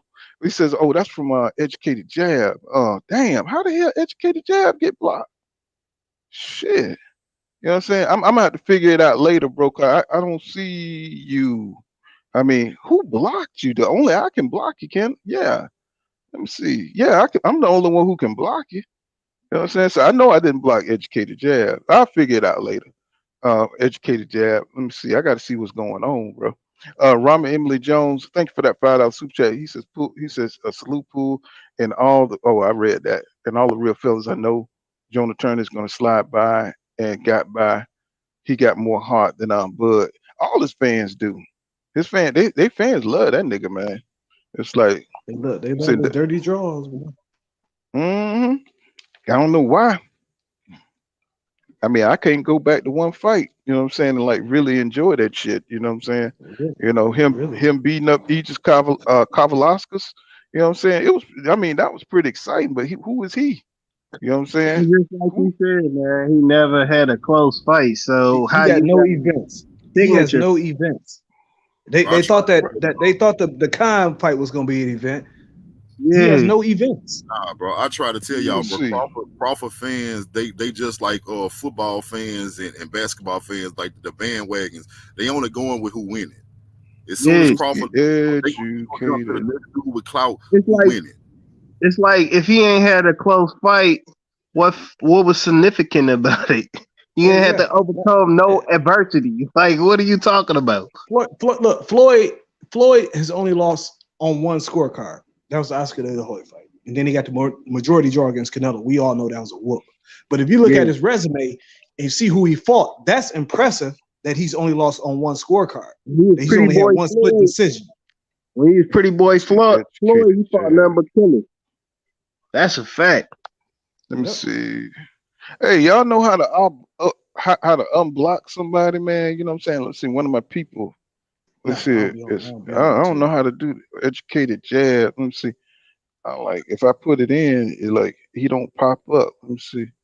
Educate. I'm gonna figure it out. Educated Jab. I just don't know how to do it, bro. You know what I'm saying? Let me see. I'm trying to. Let me see. Educated Jab. I don't know how to do that shit, bro. You know what I'm saying? We'll figure it out. But I don't see you on here where I can unblock you. I'm saying I might have to go to another screen where you got blocked and put you back on. I don't know how that shit work, bro. Sorry about that, bro. But I'm gonna get you back on here, bro. I didn't block you though. I don't know how the hell you got blocked. You know what I'm saying? And anybody here on Twitter, follow me at Lazy Lefty OG. I'm gonna be doing I got a Gervonta Davis interview coming up soon, and I also will be giving a glove giveaway, signed glove from Virgil Ortiz. Lazy Lucky. No, Lazy Lefty OG. Lazy Lefty OG. I got a Tank Davis interview coming up within the next 2 weeks, and also a signed pair of gloves from Virgil Ortiz. Let me see what John Turner said. You say you wonder why Virgil Ortiz never activated his number one mandatory status. Now the WBA mandatory. You don't activate mandatory status. They pick you. The sanctioning bodies have to order it. You don't activate a mandatory status. The sanctioning bodies have to order it. Yeah, the only thing you can do is put it in a petition. Exactly. And Virgil Ortiz, they ain't getting no offer. Just like Boots, Jerron Boots never came up. He never came up for Terence Crawford. You know what I'm saying? So you can't believe nothing that nigga say, man. Nothing ever pans out that's supposed to happen. You know what I'm saying? So you can't really believe that nigga, man. He always saying some off shit that don't make no sense, bro. You could have fought Boots, but that dude is a heart attack. Right now, that nigga is hungry as hell, man. That nigga is the best in the world. I would have fought Boots. But you know who gonna feed him? Who that? Virgil. If that fight come to that I heard Boots. I don't know. I just heard this today in passing that Boots is fighting the guy that got that decision against Michael Fox, Mastrell, whatever the fuck his name is. Anybody else hear that? No, I've been looking for his fights to shit. I've been looking all day today, actually. Yeah, that's what I heard that in passing. I'm not sure. I just saw somebody talking about it earlier. The guy that robbed Michael Fox up in Minneapolis. You remember that fight? We said Michael Fox, yeah, the one where he got cheated. Yeah, the guy that won that Come fight. on, Masters. Master. I saw that. Yeah, I saw somebody talking about that in passing. I don't know if it's true. I ain't really checked with nobody else, but I saw somebody talking about that earlier in passing. I want Bruce to get a big name on his resume so they can stop treating him like a cheapskate or some shit. Like, I know them skills is there for real, and you ain't got to bigger names to understand and see the skills. Like, they there until he run into that boy Virgil. Yeah, he talking about the dungeon talk. Oh, he talking to John Turner and W. Nivels. What's going on, bro? He said his dumbass don't know nothing about no back end money. He don't. You know what I'm saying? Well, he do. You know, let me tell you something. Crawford's smarter than you. He just don't want to take his ass with me, y'all. EJ is he's in a rare form. He's active, and you know what I'm saying. He's staying in shape. You see what I'm saying? He got a nutritionist. He's putting his money into his craft, and he don't want to face a dude like that. He don't want to face that EJ. He's getting the best version, focus EJ, and this dude don't want to face him. He wanted to face EJ when he was all fucked up, when he was coming off that car accident, and then when he seen what a focus EJ can do in the ring against Ugas, they could talk about all that, like slipping all mouthpiece out and all that shit. Man, Crawford saw that shit. He was like, hell no. He said, I am not fighting this guy. This guy's tough as nails. He saw the guy take a full couple of punches and bounce off the ring and come back and commence a whipping Uga's ass. And he was like, hell no. Bob Arum said the same thing after the fight. He said the same thing, like I think it was back in June. He said the same thing. He said Spence, he said after the Ugas fight, Spence is not in the right place mentally to fight Earl Spence. I mean, he said Bud ain't in the right place mentally to fight Earl Spence after the Ugas fight. You got to realize how much in high regard, because Ugas beat Bud in the amateurs. You got to realize that Bomac, he was talking about Ugas before most people even knew who Ugas was. They held that guy in very high regard. They held Ugas in very high regard. So after they saw that whooping on Ugas, if you whipped my ass 2 times in the amateurs, I'll remember your ass too. I'll hold you in high regards too. How Ugas slammed him in the amateur, and then all of a sudden he do a interview with Caden, and he just fucking disrespect Ugas. You went out playing. Who disrespected him? Talking about his record. Talking about that was he talking about Terence Crawford. He was talking about Ugas took a lot of losses. You know how he be talking about motherfuckers took losses, bro. I mean, look, but David Avenesyan took a lot of losses. The difference is Ugas took his losses when he was younger. Once he got some good training, David Avenesyan took his world level loss when he was 30. Now he's 34. Yeah. If he was 27, then I could understand it because you're going to get better. But no, he was already 30 when he took his loss against Lamont Peterson, and he was 30 something when he took his loss against Mean Machine. Bro, you're not going to get better. You're just going to fight lower competition. Right. And Ugas was hungry, man. He had just got off the goddamn boat. He had to get his energy up and shit. You know what I'm saying? Nigga, he had some freedom. He had no freedom before he saw these hoes out here.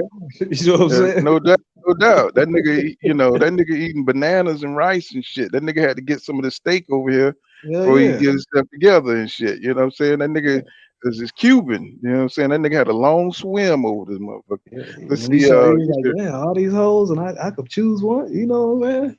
And you see who he got. That's why that nigga fight so hard. But that's what happened to a lot of these Cubans. They get over here and they get to tasting all this freedom. And all of a sudden they that's a Birkin bag. That's a Birkin bag chick he got. You know what I'm saying? So that nigga missed one payment and shit that she up out of here.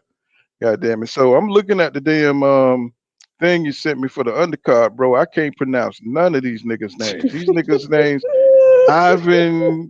Don't say it. Don't. You can't say it. I just sent it to you so you can look at it. Oh, okay.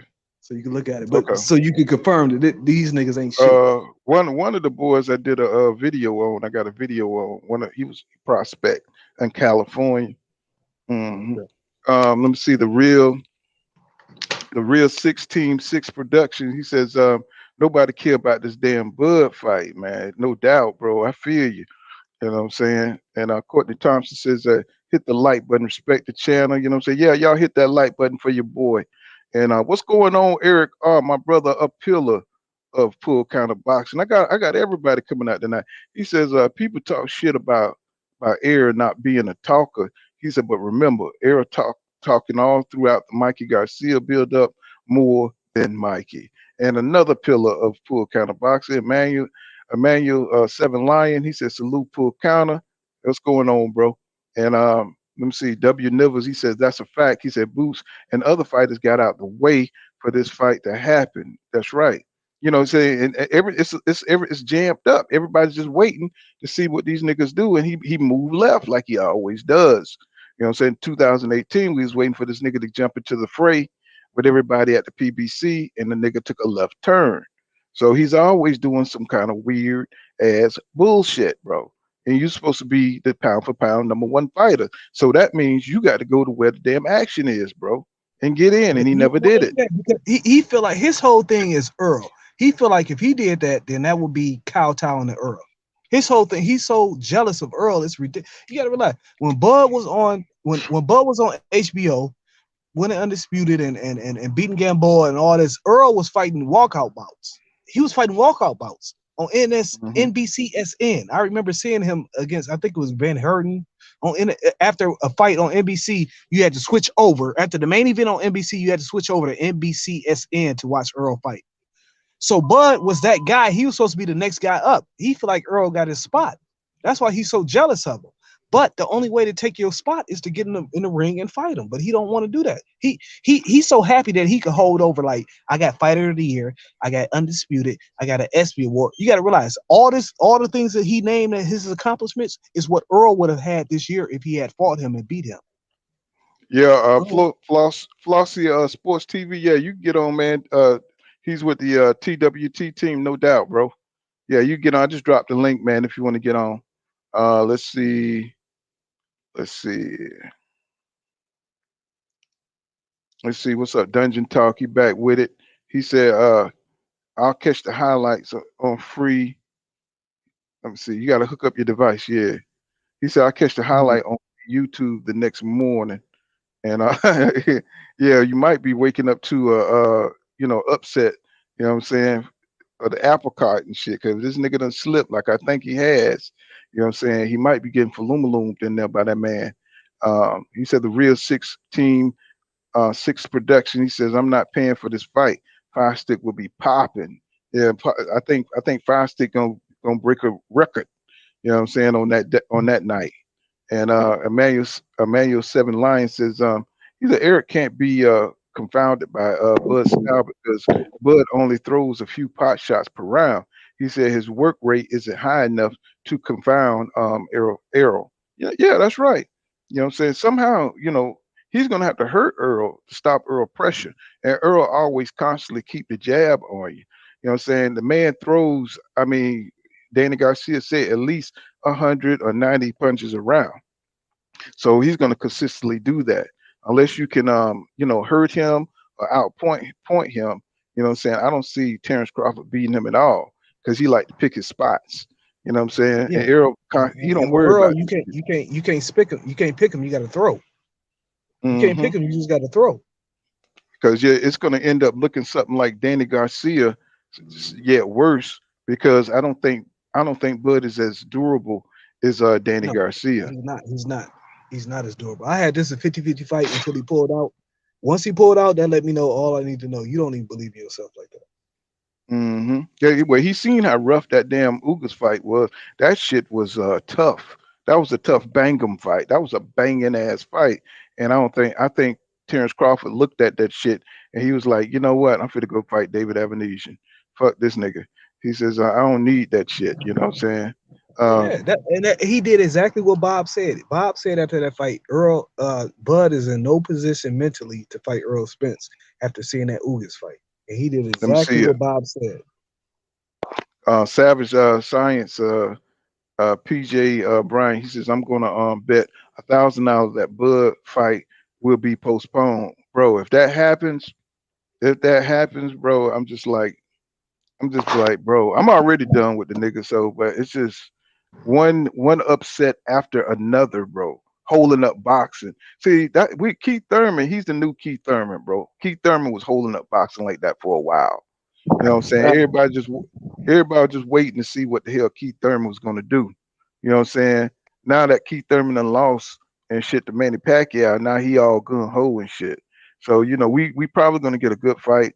I think he's gonna do his best against EJ, but I think he's gonna get Falumaloon at the end of the day. You know, I think he's gonna go in there and surprise everybody. I think he's gonna be competitive for maybe about 5 or 6 rounds. You know, say he's gonna go out there, he's gonna hit EJ with some shit. And when EJ don't budge and keep coming forward, he's gonna try to use them wheels. You know what I'm saying? Them fantastic wheels, and he's just a little step slower right now because he don't stay active. He's still rusty, and I think EJ gonna catch up with him, and he's gonna put his ass down. And if Keith Thurman's smart, he's gonna stay down. He's not gonna get up for the. Mm-hmm. But the funny thing about Thurman been saying for day one that Bud wouldn't take this fight.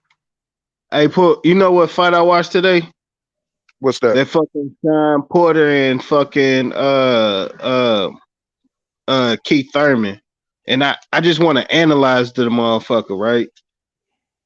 And Sean Porter gave fucking Keith Thurman problems like a motherfucker. That fight could have went either or to me. And if Sean Porter would have fought Keith Thurman the way he fought Errol Spence Jr., bro, it would have been a different outcome. He couldn't handle the Keith Thurman stayed on the ropes with Sean Porter's pressure without the pressure, if that makes sense. Like he didn't put the same pressure on Thurman like he did EJ. It would have been that fight would have been over in probably 4 rounds, bro. Like if it would have went that way. And I'm just sitting here analyzing. I'm like, Keith Thurman don't stand a chance against EJ, bro. Because when that he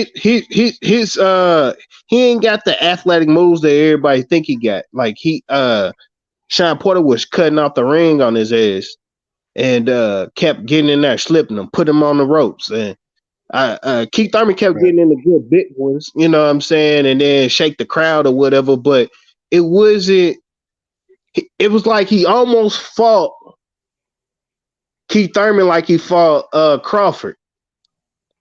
But I felt like if he had put enough pressure on any one of them guys, it would have been a wrap. And I don't think EJ. Well, I know for a fact, as far as I know right now, he don't switch up and try to fight another man's fight. It's just gonna be pressure. So I'm looking at that. I'm looking at that, trying to find a blueprint for EJ and see if that'll work. And it actually does work. If he put that continuous pressure on any one of them guys, it's a wrap for him. I'm telling you. I mean, I think people pretty much can see where this fight is going because Keith got that gut problem. And I see him on the videos and shit doing all kind of you know what I'm saying, workouts where he's trying strengthening workouts. Yeah. You know what I'm saying? Keith Thurman, he's doing all kind of ab work. Thing is, when you fighting the best, like when you Earl Spence, you gotta expect everybody's best. Like when Floyd was the top, everybody gonna bring their best. Thurman is gonna bring his best. This is gonna be Thurman's. He's going to try to put on his best performance in years. He's not fighting Barrios. And I agree with you because now Thurman going back to a hungry state. Like how it's something that caught his interest. He hungry. He want the belts now. Like he can get all 3 in one plate on one spot now. You know what I mean? So I feel like he only had 2. He only had 2 at the most, right? Yeah. No, I thought it was just 1. Did he have 2? Yeah, he had 2. Yeah, 2. The WBC and the WBA. Now he can get 3. He's going to be at his best. This system, everybody that Earl Spence face, they're going to be at their best. Everybody that Canelo faced, they're going to be at their best. When you're the top fighter, everybody is coming in at their best. Facts.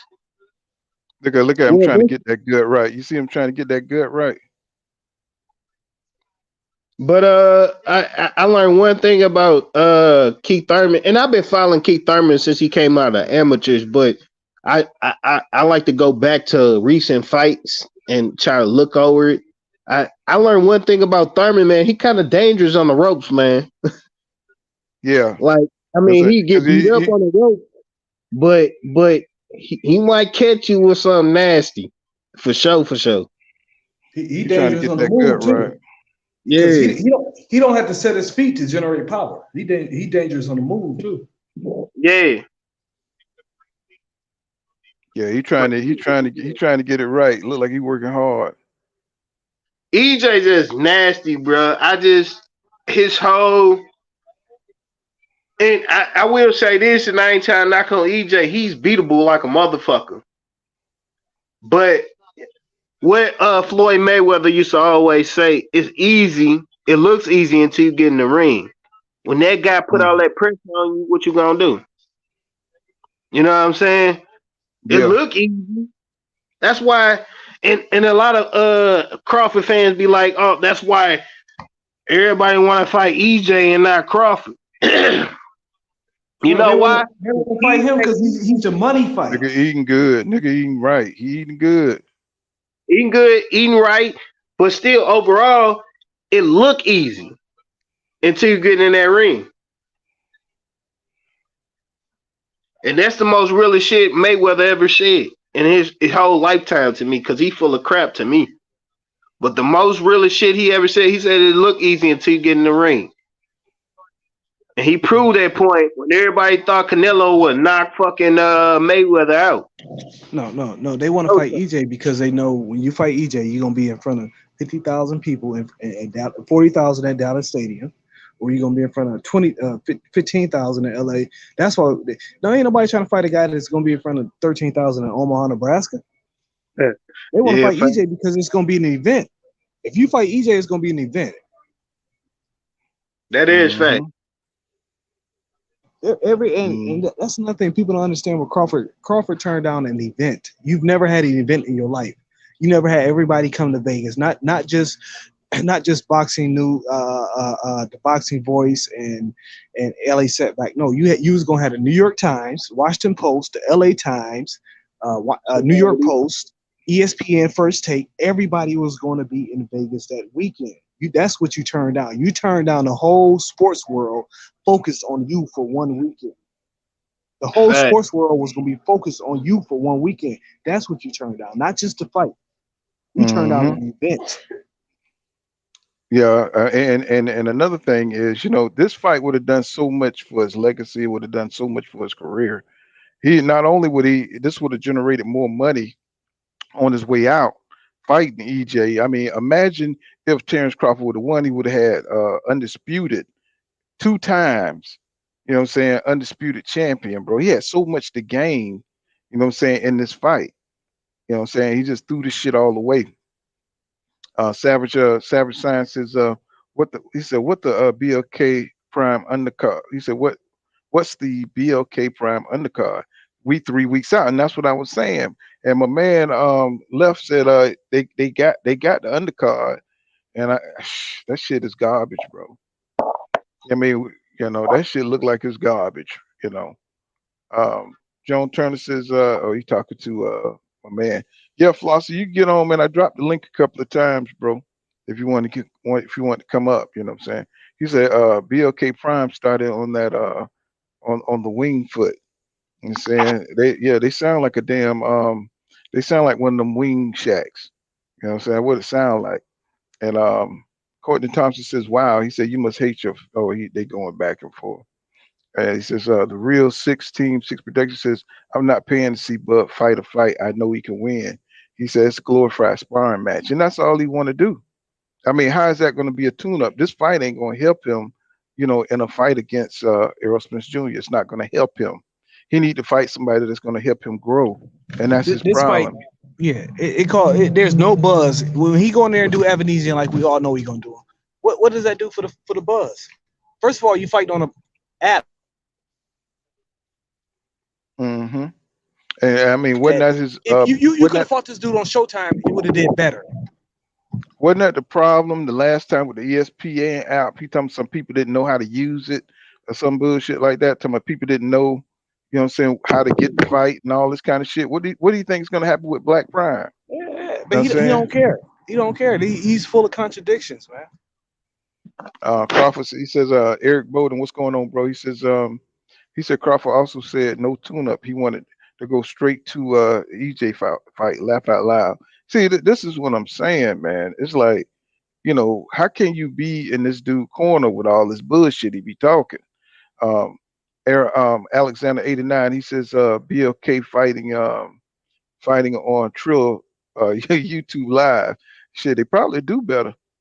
You know what I'm saying? Dungeon Talk said they are supposed to fight in November, but Bud start exactly. You know what I'm saying? So that's why I think the nigga don't want to fight, What happened y'all. to Bomac fat ass? That nigga used to be running his mouth. That nigga don't say shit no more. No, I because don't think. I don't think. he ain't in position no more.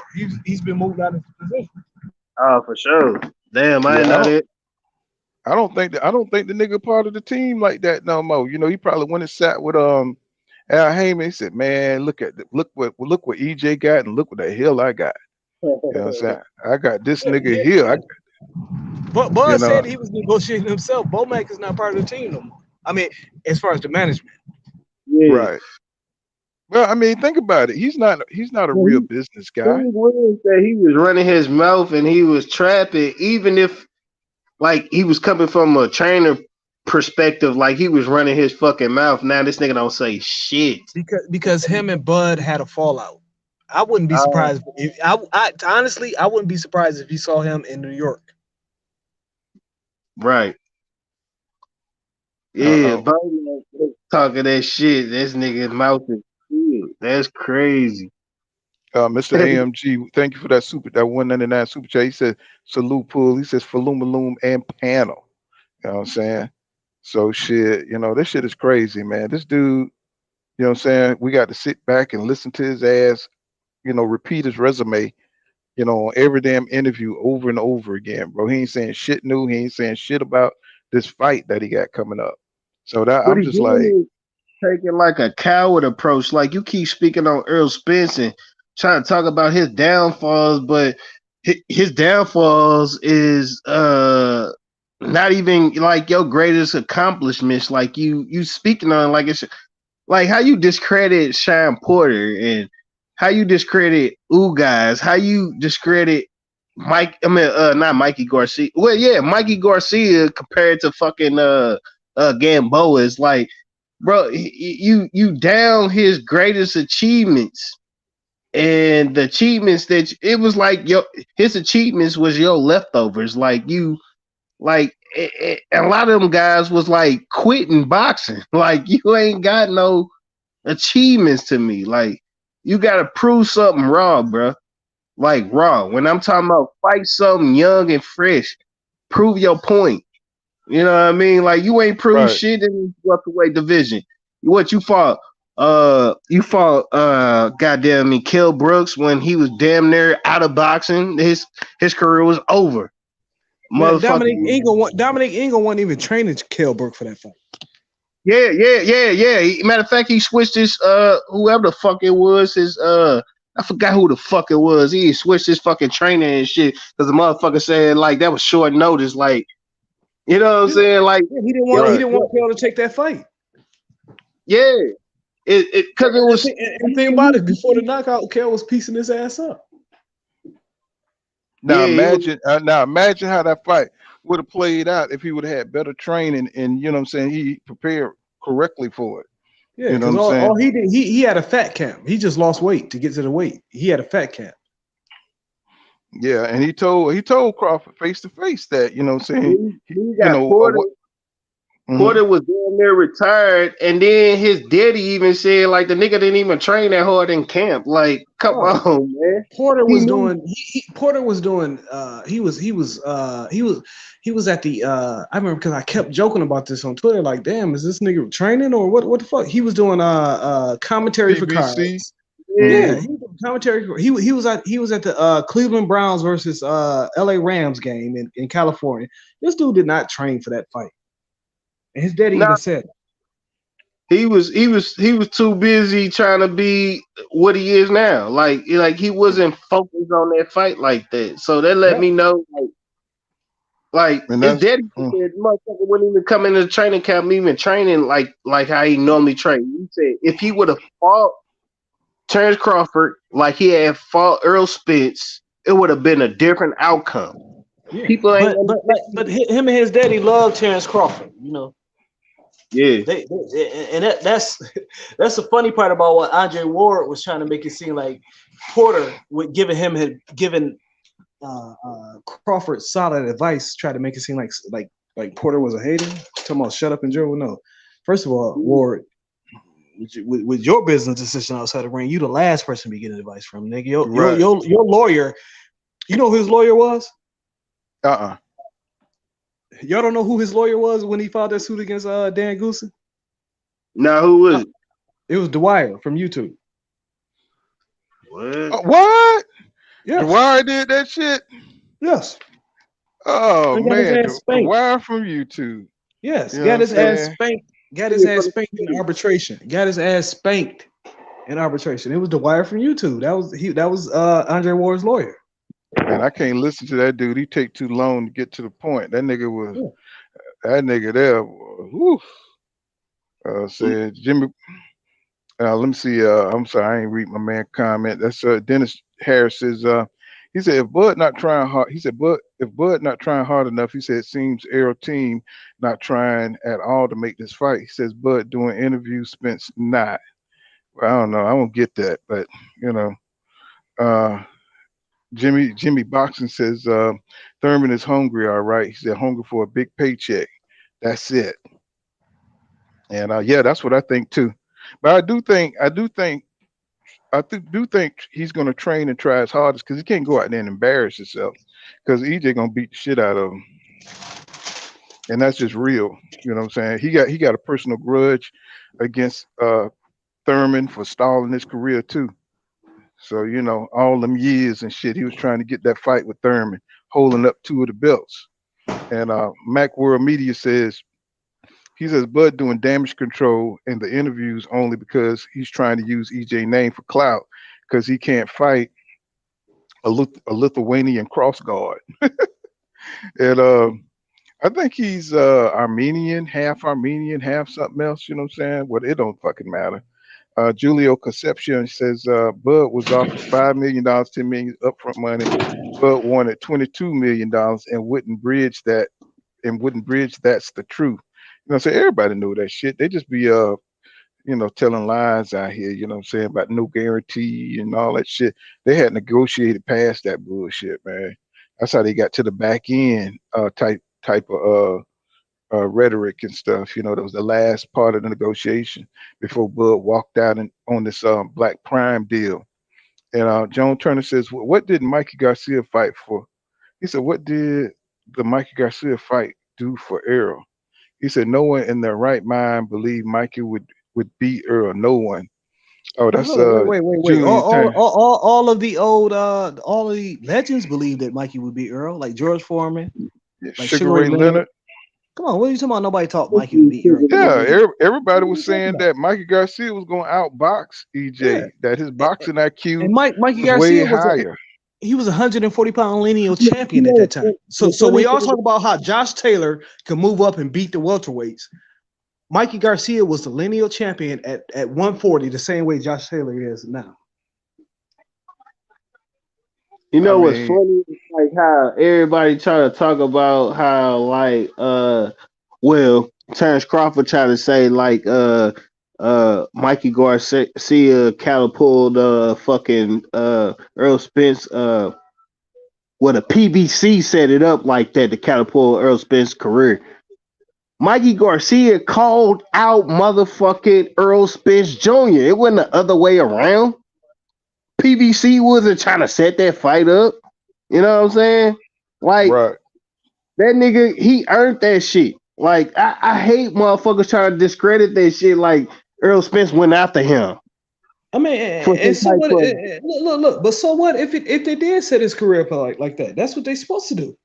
And that was their first pay-per-view. You know what I'm saying? Because Mikey Garcia brought a certain fan base of a number of people. And so that's what I think in my head they were trying to use for a like it shot off his career. Nah. That was that Mikey Garcia came with a fan base that was good enough to at AT&T Stadium. Mm-hmm.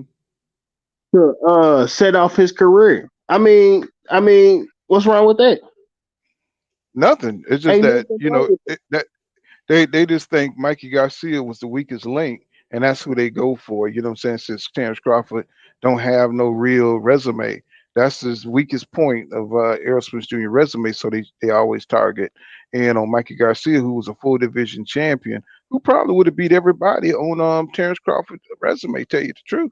Except for maybe Sean Porter in his prime and Kell Brook in his prime, you know what I'm saying, who Errol Spence Jr. fought for belts. You know what I'm saying? So they had something to lose. You see what I'm saying? They ain't have shit to lose when they fought Crawford. You know what I'm saying? Yeah. So, a champion is different, you know what I'm saying, than fighting somebody who just trying to make a paycheck. Julio Concepcion, okay, I read that. And let me see, he says fight with Arrow was supposed to be for February the 4th. Fight with Arrow was supposed to be for February 4th. And let me see, Mac World Media, he's talking to what's going on, Michael Ray II. He says Bud fans aren't really Bud fans. They're Arrow haters and trolls. Exactly. Because you can see the shit they be on. You know what I'm saying? They just repeat the same old talking points that don't make sense. And Sid H says Bull Mac eating steaks and grits. That motherfucker get fatter every time you see him, don't he? That motherfucker look like the Black Santa Claus. And this is Michael Ray said facts. Let's see, my man Julio. He says this brother said I accepted everything, and then where's the revised contract? You know what I'm saying? Because it's all bullshit, bro. I mean, you don't need to ask nothing, no proof from that nigga, man, because he'll change the story tomorrow. It'll be something different. You know what I'm saying? Mac World Media says Bull Mac and Bud fell out because Bud and Bernie don't get along. Yeah, shit, because that nigga be on some bullshit. You know what I'm saying? That nigga, he'll say anything. Bernie will say anything, man. You know what I'm saying? Most disrespectful dude I've ever seen. And Sid H is hard to talk with. You got Bernie on YouTube. You got his Travion on Facebook. You got his sister on Twitter. I mean, they got all bases covered to defend this guy. Mm-hmm.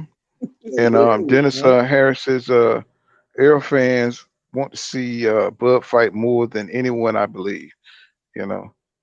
Yeah. Because you want to see your favorite fighter tested. They don't want to see Crawford tested. They think they want him to go out undefeated. They want to talk about undisputed at 140. Man, their standards are so low. It's like, man, wake up. You just want to talk about undisputed at 140. What he accomplished, and he ain't really accomplished shit.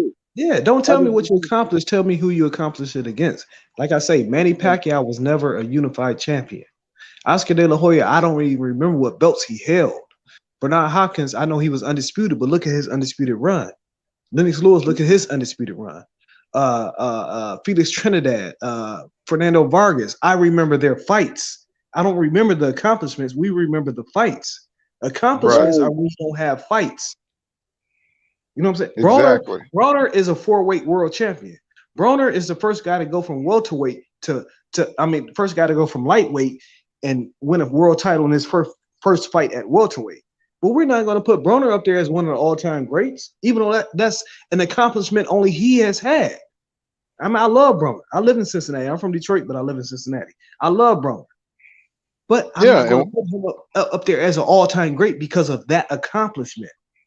And see, when you think back to like all the great fights, nobody remember the belts they fought for, except for boxing nerds like us. You know what I'm saying? Nobody remember the belt that Sugar Ray Leonard and Duran, what was on the line. Nobody remembers what was on the line when Sugar Ray fought Hearns or Hagler. Nobody knew what belts was up. You know what I'm saying? All you remember is that great ass fight. You know what I'm saying? Floyd got the most pay-per-views sold out of any boxer ever. You cannot ask. I guarantee 70% of the people that bought his pay-per-views couldn't tell you which belt was on the line. Right. Mm-hmm. And let me see. Pacquiao.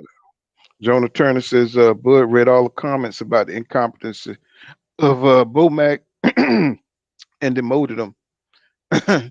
And Michael Ray II, he says, he said Mac World Media than clowns give me a headache with all that ignorance. And Mac World Media says, Bo Mac and Bernie, he said don't get along. I talked about it on my last video. Okay. You know what I'm saying? Y'all subscribe to Mac World Media, see what's going on over there. And let's see. Julio Concepcion, he says he's doing damage control instead of promoting his next fight. Exactly. You know, because he's looking real bad in these streets out here, man. Everybody, he losing a certain amount of respect that he upheld until he got exposed. Right. It's a lot of guys like me. It's a lot of guys like me. Like, man, I was all on. I wasn't Team Bud or Team Earl. You know what I'm saying? But I was like, I like both fighters. I supported both. I done bought both of their pay-per-views. I've been to the fights. I was team just make the fight. But it's a lot of guys like me. Like, I thought this Crawford is not who we thought he was. He's just not. Exactly.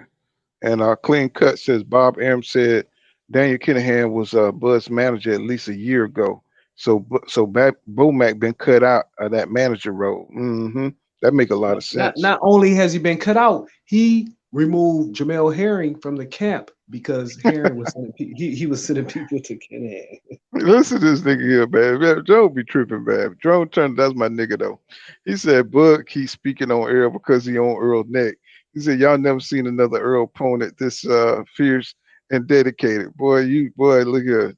That must be somebody related to Bud Crawford right there, boy. Could that nigga be up in here? Let's see. Mac World Media says Earl beat Porter and Brooke when they were defending champions.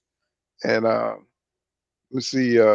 Jay Bridge says Bud resume is trash. He said his signature win was Kell Brook. Really?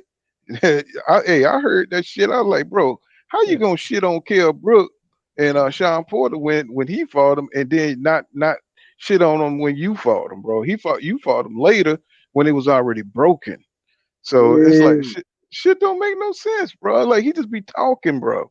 Sean Porter came out of that fight and needed a hip replacement. He needed a hip replacement before the fight. I also interviewed Sean Porter. He told us a lot about that fight.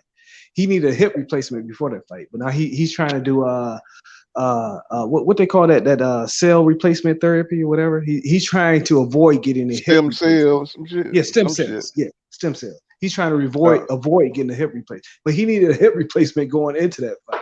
Because that's what's gonna happen. Because EJ, you see how he was fucking up Usyk. He was doing that smooth step back, and it was working for a while. And then EJ started targeting them damn hips. He started hitting them in that hip bone. That nigga, all of a sudden, that nigga wasn't stepping back like that no more. He couldn't do it. You know what I'm saying? Because EJ was tearing them hips up, bro. And that boy got some strength. You know, so somebody give you a frog in your hips, nigga. Shit. Look. Any of y'all ever met Spence and Crawford? No, I never met him. I tried. I tried to go there. I met both of them. Mm-hmm. Crawford is light in the ass. This dude is small. He can still make 140 small. This dude is real small. And Earl is I'm 5'9", 170 pounds. Earl is bigger than me. And Crawford is like probably about like my height, maybe a little bit shorter and light. He's very light in the ass. That's what EJ said. Didn't that what he tell you? Isn't that what he told everybody? He said, man, you light in the ass, bro. They said Floyd wasn't light in the ass. He said, you ain't Floyd, bro. Exactly. You ain't Floyd. You ain't Floyd. Exactly. World Mac Media says Bud need to be on David Applebaum neck. And let me see. What's going on, Crash Crypto? He says Stephen Wonder can see Bud ducking. They see this shit, bro. They see this nigga ducking, man. I mean, how can this nigga duck out? How can you be the number one pound for pound welterweight considered that shit and duck No, out of number a one, fight. no, number one pound for pound on ESPN's list, and you're fighting fucking David Avenesyan, my man. Bro, you can't do that, bro. I mean, in 2022, we seeing a lot of crazy shit go on in boxing, bro. Yeah. I mean, Clean cut. everybody be on Canelo. Everybody be on Canelo neck, but Bud is way worse than Canelo. Way worse than Hey, Canelo. if you watch my video, I call a nigga the Black Canelo, man. That's what I call him. Clean cut says Bud always fighting EJ leftovers, right? And Michael Ray the second says he was on. He said if he was on EJ neck, he'd be fighting him instead of Avenesyan. Exactly. And see, this is the logic that they miss because they just be putting out misinformation out there. You know what I'm saying? It's the, you know what I'm saying? If you see a motherfucker steal something in the store, the nigga's a thief. You know what I'm saying? And they, That nigga then is they love to say, "Well, he that need nigga. to fight this year." Man, bro, you old enough. You should not be taking these type of fights. You are old enough. You are accomplished enough where you can wait another. Because, like you said, he said he wanted to go straight into an EJ fight. He wanted to go straight into an EJ fight. Man, I'm telling you, If it's so you many lies that they done put out there. if you It's if you ridiculous. see if you see a motherfucker steal a steak out the store, he is not hungry challenged. He is nothing else but a thief. You know what I'm saying? So we got to start calling a spade a spade. You know what I'm saying? Stop trying to be creative and put out all this misinformation. This nigga ducked this man. You know what I'm saying? You do not call out somebody for 4 years and then get them in front of you and then take another fight. That just don't happen. You can't tell me that my eyes are lying. You know what I'm saying? Yeah, You can't tell me, I, you know what I'm saying? I had a Hmm. guy try to tell me, and I'm not no Triple G fan whatsoever. I hate Triple G, but he gonna try to say, well, what about the Crawford and Triple G? Look, when Triple G caught when Triple G was the dog and he finally caught the car, he bit it. When Crawford Ain't was the dog and he caught the car, he ran away. ain't Right. David David Benavidez and Caleb Plant fighting on Showtime? Yep. Yeah. Uh, Ain't they fight? They and fighting on Mark. Showtime, right? So all this shit about Showtime don't have no money and all this Man, kind of shit, that's that's just cap. bullshit, bro. That's cap. You know what That's I'm cap. saying? Julio Concepcion, he says Money Brown, he said dropped the bombshell on the contract. He said he had it since October 6th. Yeah, you know the nigga had it. You know what I'm saying? Mac But World Media. pull. What Mhm. you remember? I sent you that in your DM on Twitter about when Bud Yeah, originally was supposed to fight. yeah, His yeah. I original remember fight, that. they been pulled out of this fight. He was supposed to fight this next weekend, but Black Pride couldn't get it that quick, so they put it to December 10th. Bud had already planned to fight Thanksgiving weekend in Omaha. This fight has been planned, and that was what, September 28th. Hmm. Dang. And So yeah, Pool can verify that I got the text messages from somebody on Buzz team that told me they were fighting November the Thanksgiving weekend, and that was sent to me September 28th. Right, Paul? that's right. Tiger X boxing channel. What's going on, bro? He said Dennis Harris doing interviews. He has nothing to do with getting the fight done. He said, especially when you're lying and contradicting yourself from one interview to the next. And the shit is kind of sickening, man. The shit is kind of weird to see him sit there capping and shit. Interview, you can see on his face he tired. You know, the nigga ain't used to promoting shit, and you can see it on his face. He tired of doing these interviews because nigga can't even smile or he can't even get his shit together in his face because he don't want to do it. You know what I'm saying? And Because that he got to nigga go out. be still in the Mm. defensive mode. Yeah, That he be boy got lying, sitting there lying his ass off. He got to repeat that yeah. same bullshit. Cash Crypto said Bud fights EJ Crumbs because he's ducking leftovers too. Danny and Ugas. Of course, them dudes are too dangerous, man. Can you imagine? You know what I'm saying? Him getting hit with one of Danny's no look lefts. You know what I'm saying? A no look left and shit will put Bud in the dirt, bro. You know what I'm saying? You know, and EJ took that shit. You know what I'm saying? Right on the damn chin. He ain't do shit. Sid H says, I hope David abbreviation catch Chinny Fraudfoot. Yeah, that'll shock the damn world. Julio Conception, he says, there's a record of a conversation. It's the bombshell confirms all of his lies. Yeah, You know what I'm saying? And manager Marty is on his ass, bro. Yeah, Manager it's a Marty, record. I showed motherfucking Paul Counter the record, nigga. yeah. It's a record. That's what See, I'm saying. I don't be buying these goddamn lies because they're lying to you. Y'all don't even know how much they're lying to you. they know. The motherfuckers just don't care. Let me see. Mike Ray Sick, he says John Turner a lot. He said a lot because it ain't done shit. And Cash Crypto, he says signed the contract that he claims to have agreed to. Let me see. Dungeon Talk said he said Porter Dad likes Spence more than Bud. He said that's why Sean tried so hard to beat Spence. Exactly. You know what I'm saying? Because they were hanging out back then. So they were real close. All of them were hanging out. You know what I'm saying? They had to go separate ways to focus on their damn careers. You know what I'm saying? And it was affecting Sean way too much.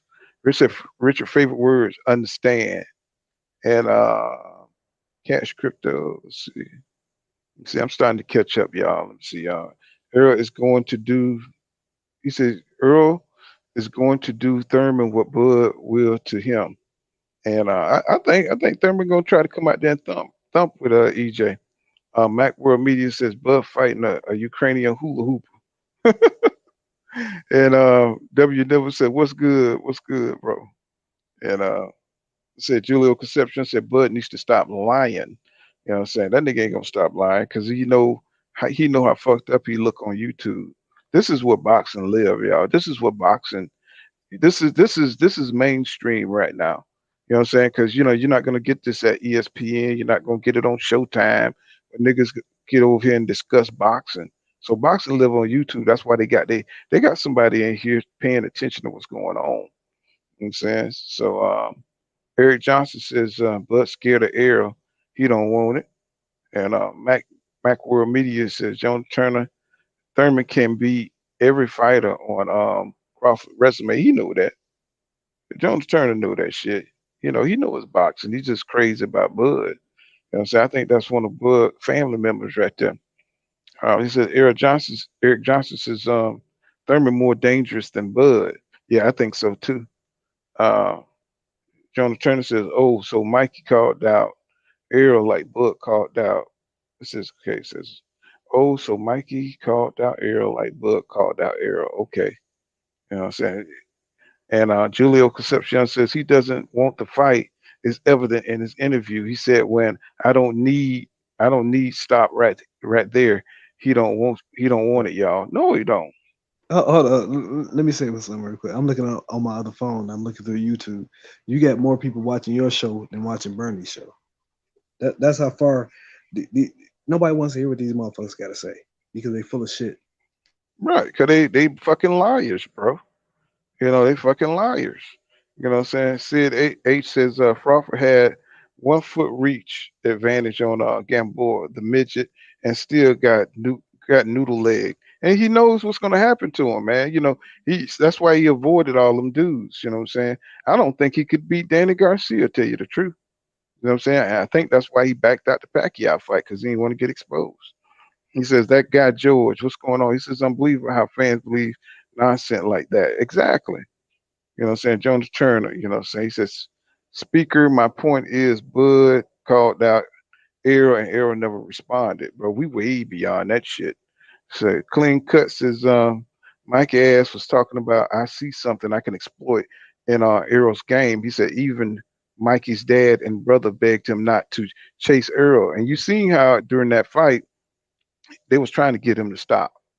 They was trying to get him to stop around the eighth, I believe, eighth or ninth. I think Earl had turned up on his ass and he had like maybe 5 or 6 shots that was unanswered. And he was going to Mikey ass and shit. And all he was doing was blocking and surviving. And it was like, hey, Mikey, you want to go back out? You want to go back out? You sure? You sure? You know what I'm saying? Mikey wanted to finish that damn fight. You know what I'm saying? Because he was embarrassed. You know what I'm saying? JV says nothing logical about Jonah Turner. You know, so he's just a fan, bro. You know what I'm saying? He's just a fan of Bud. He's misguided. You know what I'm saying? I treat him like special needs. You know what I'm saying? You believe in Bud at this point. Shit, you special needs, bro. That's crazy as hell. I wouldn't follow this nigga to a water fountain. This is Eric Johnson says he need to call out Bud and said, I'm coming for the motherfucking belt. Exactly. And let me see, they all up on my boy Jonah. Y'all can't gang up on my boy Jonah Turner now. You know what I'm saying? He's standing in the paint against all you motherfuckers. He gonna put cases on all you motherfuckers. You know what I'm saying?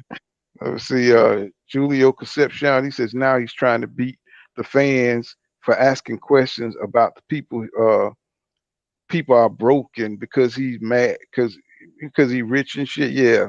Yeah, I did a damn video on that shit on live on that shit where he's talking all that shit about you know what I'm saying, everybody got miserable lives and shit. You know what I'm saying? No, nigga, you duck just because you duck, nigga. Everybody broke and miserable because you duck this man. Shit, you know what I'm saying? Hell no, nigga, you ain't finna flip the script like that. This weak ass fight, so I No, don't know what you talking about. right. You know, JV says Joan equals emotion over facts. Yeah. You know what I'm saying? You ain't gonna turn this on the people and the YouTubers like we don't know shit, like we ain't see you. Just price yourself out.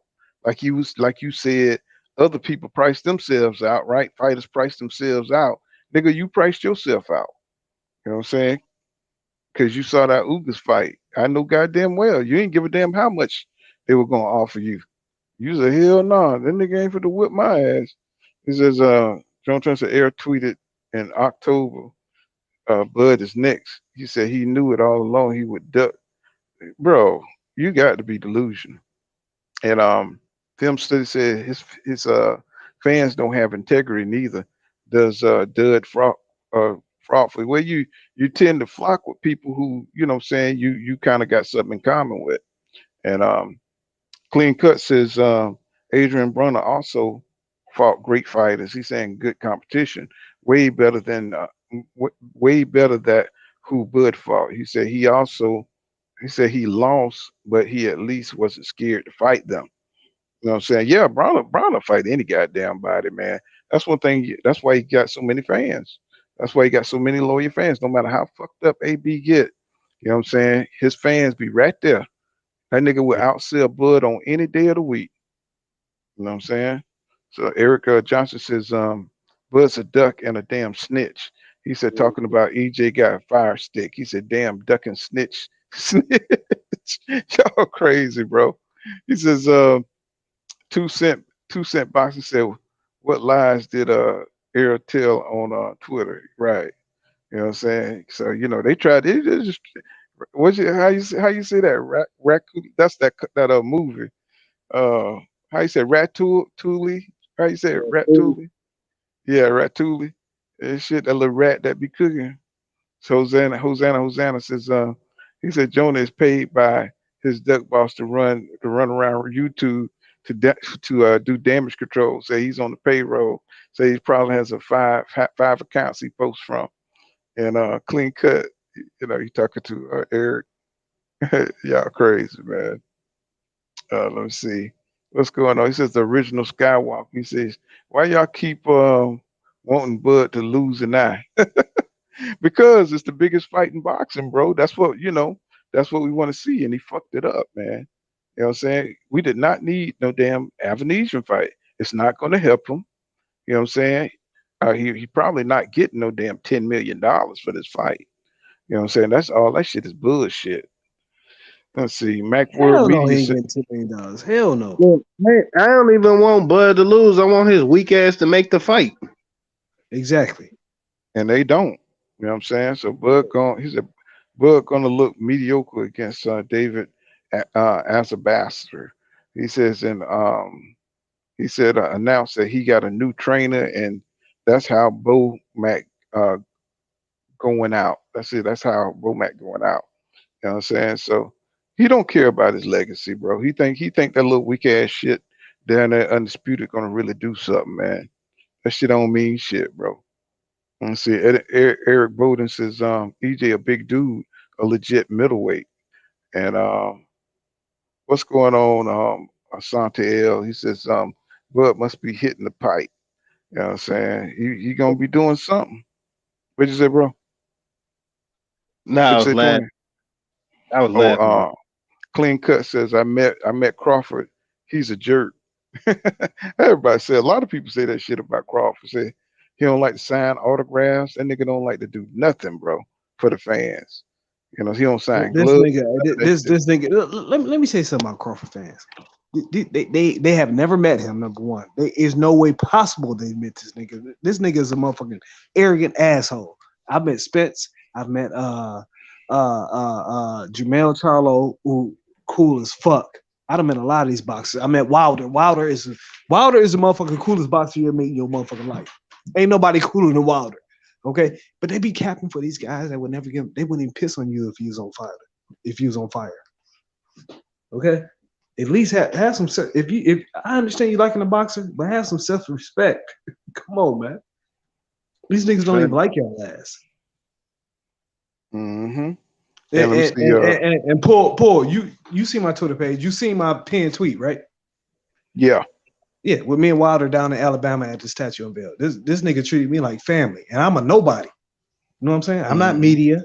I don't. Wilder I don't cool like that, man. That nigga cool like that. Yeah, if you I'm go not out the media. way to come see him, that nigga cool like that, man. I'm a nobody. But like Spencer's cool as fuck. Frank Martin cool. He cool as fuck. I mean, a lot of these guys are real cool, but Crawford is like that one guy that's like, man, you kind of weird. Out of all the guys I met, he's the one. Out of all the stars I met, the Crawfords, the Thurmans, the Wilders, he's the weird guy. Maybe it's just a social anxiety, or he's, kind of autistic. I don't know, but he's kind of weird. They're autistic. He act like he autistic on his interviews. Yeah, I think he is autistic. He's the weirdest. Like out of the stars I met, he's the weirdest one. He's kind of like, I don't know. And nigga like Lawnmower Man. Mm-hmm. Yeah. I like taters. If you was on fire, he wouldn't piss on you. And if you notice, like, that's why he don't do interviews with like Blue Blood. Blue Blood got him the deal, right? But he'd rather do an interview with what's it, DAZN Boxing. He'd rather do interviews with Gareth Davies, who has like fucking no followers on YouTube compared to Blue Blood. He's just a overall weird cat, man. I don't know, man. I fuck with people that fuck with me. You know what I'm saying? He got that slave ass mentality and shit. We only fuck with white folk. You know what I'm saying? He don't like niggas like that. A social anxiety, or like he's socially not inclined or some shit. Yeah, because Bomac, Bomac cool as hell with me. I like Bomac. Bomac is cool. Crawford is a weirdo. Yeah, you can see it all over his face. The nigga look like a sociopath because he look like he always trying to plan out how he got to fix his face. You know what I'm saying? Nigga ain't got no real genuine, natural way of being. You know what I'm saying? Like a sociopath, he got to try to play off you. You know what I'm saying? Because the nigga fucked up in the head. Mama shelter him or some shit. That boy act like a sheltered child, and he grown as fuck. Yeah, or some shit. You know what I'm saying? Like he got look. You ask him a question, that nigga got to calculate that shit. That nigga say, how this shit? She said, well, he said, I'm just mad Crawford ignored me. That's funny as hell. But no, he didn't ignore me. He's just a weirdo. That nigga's a very weird guy. One of the questions, you gotta be like, hey man, it's all cool. I ain't against you. That was funny as hell though. That she said I was mad at Crawford ignored me. He know this nigga know. You know when you socially awkward and shit. Yeah. He's a very socially awkward person. You know when you leave me alone. Leave me alone. Let me see. KTPB says he said they put a free ticket in my my kid napkin meal. Shaking my head. I take it back. Nice try. And Hosanna says he's a Spence taking Bud whole slab of ribs and his eye on the side. You know what I'm saying? So, we got some Spence fans up in the building. You know what I'm saying? Oh, okay. Let me see. I got a super chat. You know what I'm saying? Thank you for that super chat, Cooking with Frank. That $2 super chat. I appreciate that, my brother. He says, shout out to them Nebraskan Coon Huskers. Salute. You know what I'm saying? Let's see. Got Julio Concepcion. He said, when you're right, he was supposed to be February 4th. What's supposed to be February 4th? No. Let me see something because I'm just saying this. Me personally, I don't like calling black people coons.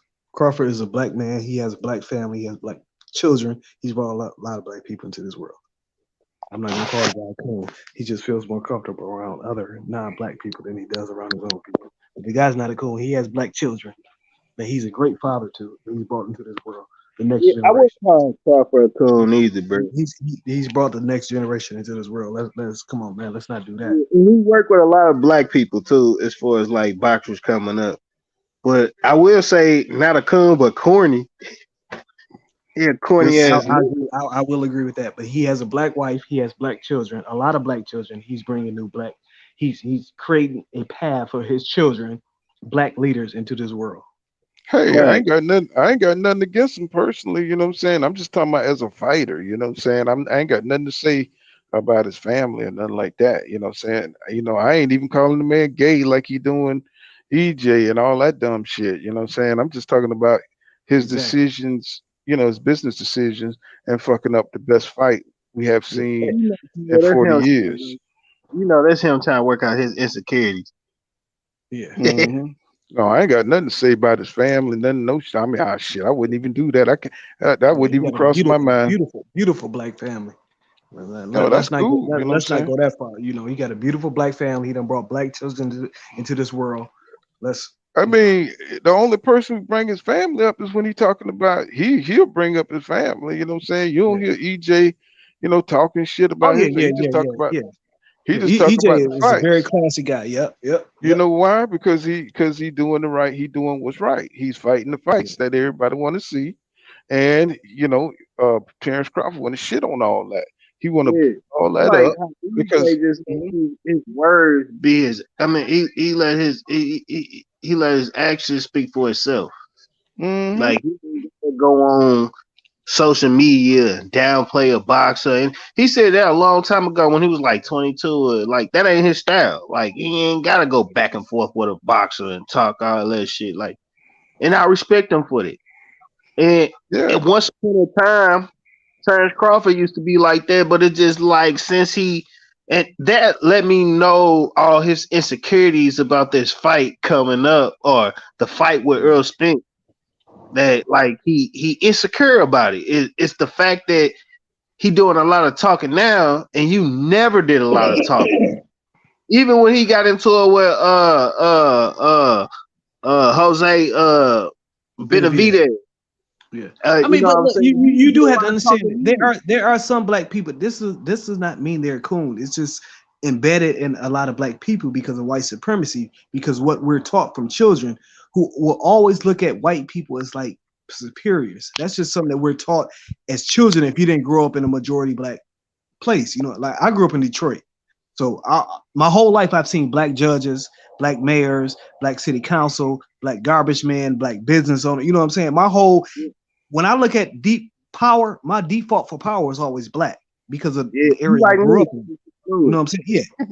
Yeah. But when you have guys that grew up in different areas, it's not really them. It's just that they've been brainwashed by white supremacy. That's why I don't call them coons. I call them victims of white supremacy brainwashing because they don't know any better. The older cats in St. Louis, man, when they talk to us or some shit, they like to say yes, sir, and they sound like some slave shit when they be talking. But us younger guys in St. Louis, we be like, yep. Like, you know, you ain't no different from me. You know what I mean? Like, they treat us exactly the same way. All right, you ain't no different from me. You know what I'm saying? We don't control the powers, the levers of power. Then that's just built into you. You know what I'm saying? Well, he may not. Let's all agree. Let's all agree he may not be a coon, but you can't tell me that nigga don't look like he wearing a mask. You know what I'm saying? Like a coon. That nigga look like he got black rings around his eyes and shit. You know what I'm saying? I'm just saying. Thank you for that. Cooking with Frank. Thank you for cooking with Frank. Thank you for that $2 super chat. He said, "I'm sorry, he's a raccoon." Laugh out loud. But y'all crazy as hell, boy. No, he's not a coon. He's just a victim of white supremacy brainwashing. Come on, man. You got black people. you got black people from Africa that come over here and immediately go against us black Americans because they're victims of white supremacy brainwashing. Because all they've been taught is how negative, how bad we are from white supremacists in the media. You know what I'm saying? Some people you got to grow out of that. Some people grow out of that. Some people don't. He ain't a coon, but he got a goddamn coon uniform on. Goddamn it, you know what I'm saying? Listen, I live in an apartment. I got some Africans that live by me. Boy, they be acting like they upper echelon compared to me. I be like, yeah, I live in the same. Exactly. Where they from? Nigeria? They from Nigeria or Ghana, right? They West I don't African. know. You need to talk to them. Yeah, they West I Africans. try to Because speak to them, them East Africans, they be down for the cause. But them West Africans, because they've been colonized by the British, and you know what I'm saying? Like, I'm telling you, this white supremacy brainwashing has fucked up black people all across It's kind of fucked up. the whole diaspora. Like, I ain't shit. They don't even look at me when I say what's up to them. They don't acknowledge me. Like, because they don't think because they don't think they had the same colors. Just because we're the same color, they don't feel that we're the same people. Right. And that is especially true with Africans that were able to have enough money to escape Africa. Well, I shouldn't say escape, to leave Africa.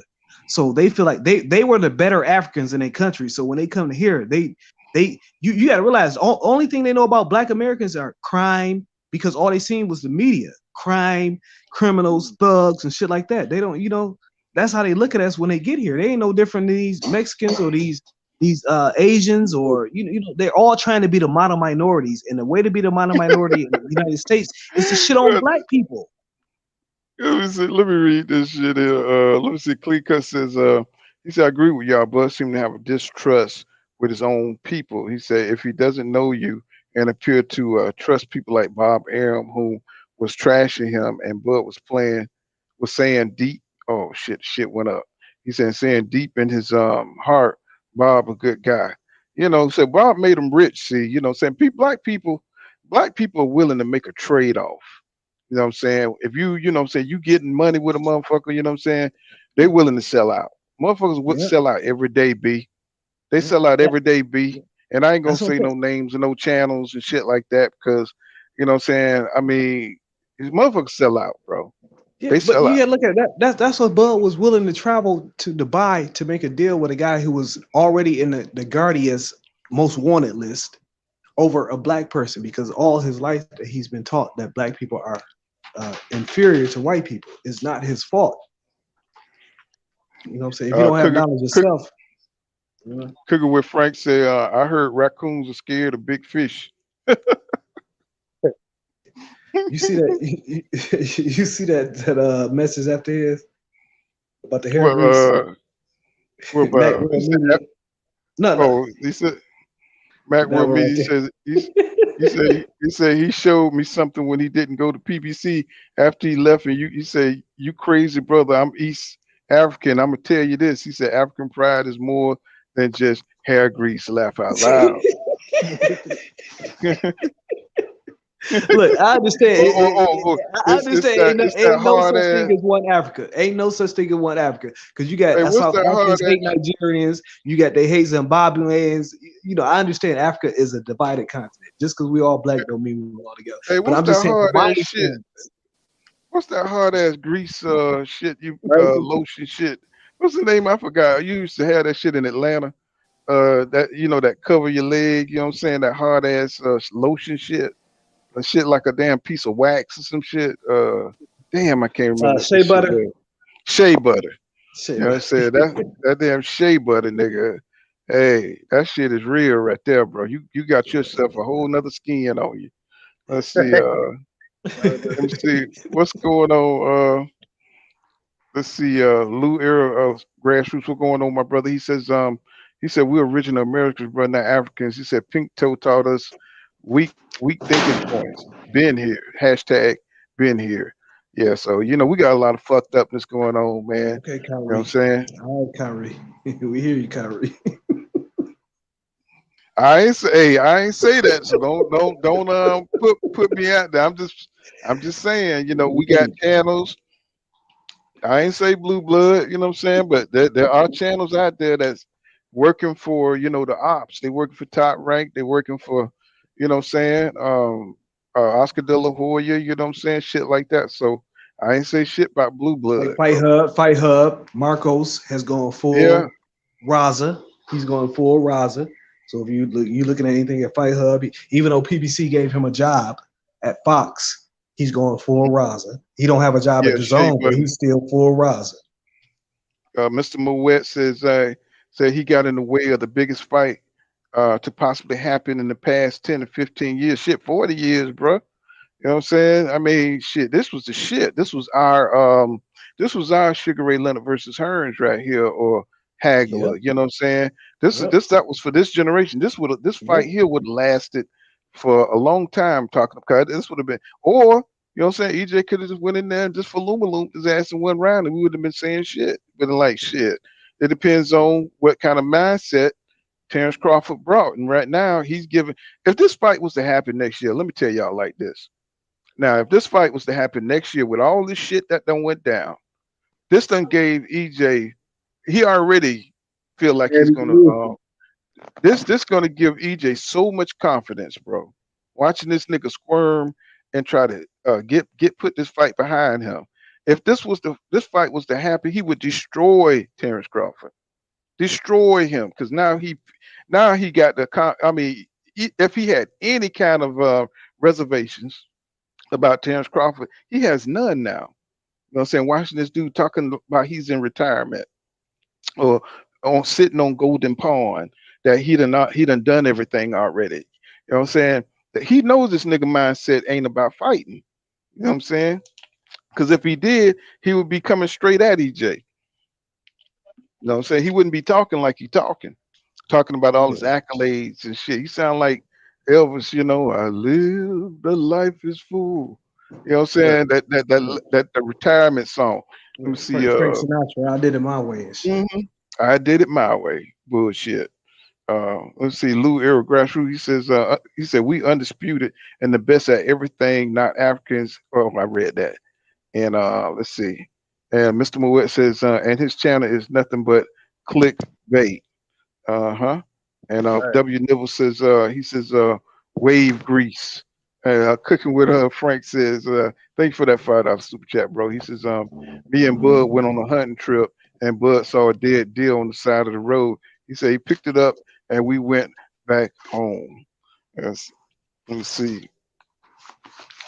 Shit, that deer meat ain't nothing to be fucked up with now. You know what I'm saying?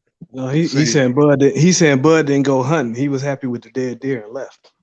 Mm-hmm. That's what he's saying. So he already want motherfuckers that's half dead. I like I said, I call him the goddamn Black Canelo. You know what I'm saying? That nigga do not want no live competition. The nigga been sitting at 147 for how many years? 4 years and shit. You know what I'm saying? He want the weakest competition. You know what I'm saying? He do not want to face. I mean, we knew that when he was fighting at 155, man. You had all them killers at 154. He was fighting at 155. And as soon as Trout got moved out the way mysteriously, he went back down to 154 to fight Liam Smith. Yeah, because that nigga ain't want because he almost bit the bullet with Laura Canelo. He almost bit the bullet with Laura. If he wouldn't have got that let me tell you how boxing works. If you are a black fighter and you're not as popular as a non-black fighter, you got to eliminate the competition before they give you a chance. You know what I'm saying? So like if you against a more popular non-black fighter, but if you are a popular black fighter, then anybody could come up and fight you. They don't care if it's a guy that don't sell but 5 tickets. You remember when Andre Ward was trying to fight Triple G? What was they saying? Well, he don't sell no tickets. Right. That shit ain't never matter. That shit ain't never matter. Triple G. Look at Tank Davis. He sell a whole bunch of tickets, but you wanted Loma to fight him. Loma don't sell no tickets. You wanted Tio to fight. Tio don't sell no tickets. You know what I'm saying? But if you switch it and Loma was in Gervonta Davis' place, they would never say he should fight Tank because Tank don't sell enough tickets. You have to be like a star. They want you to go through a black murderers row where you got to knock off all these other black fighters and eliminate them, and it's then finally fight them. Trying to knock like Earl Spence pay-per-view sales, but he don't do bad, bro. He don't do bad at all. He do better than the majority.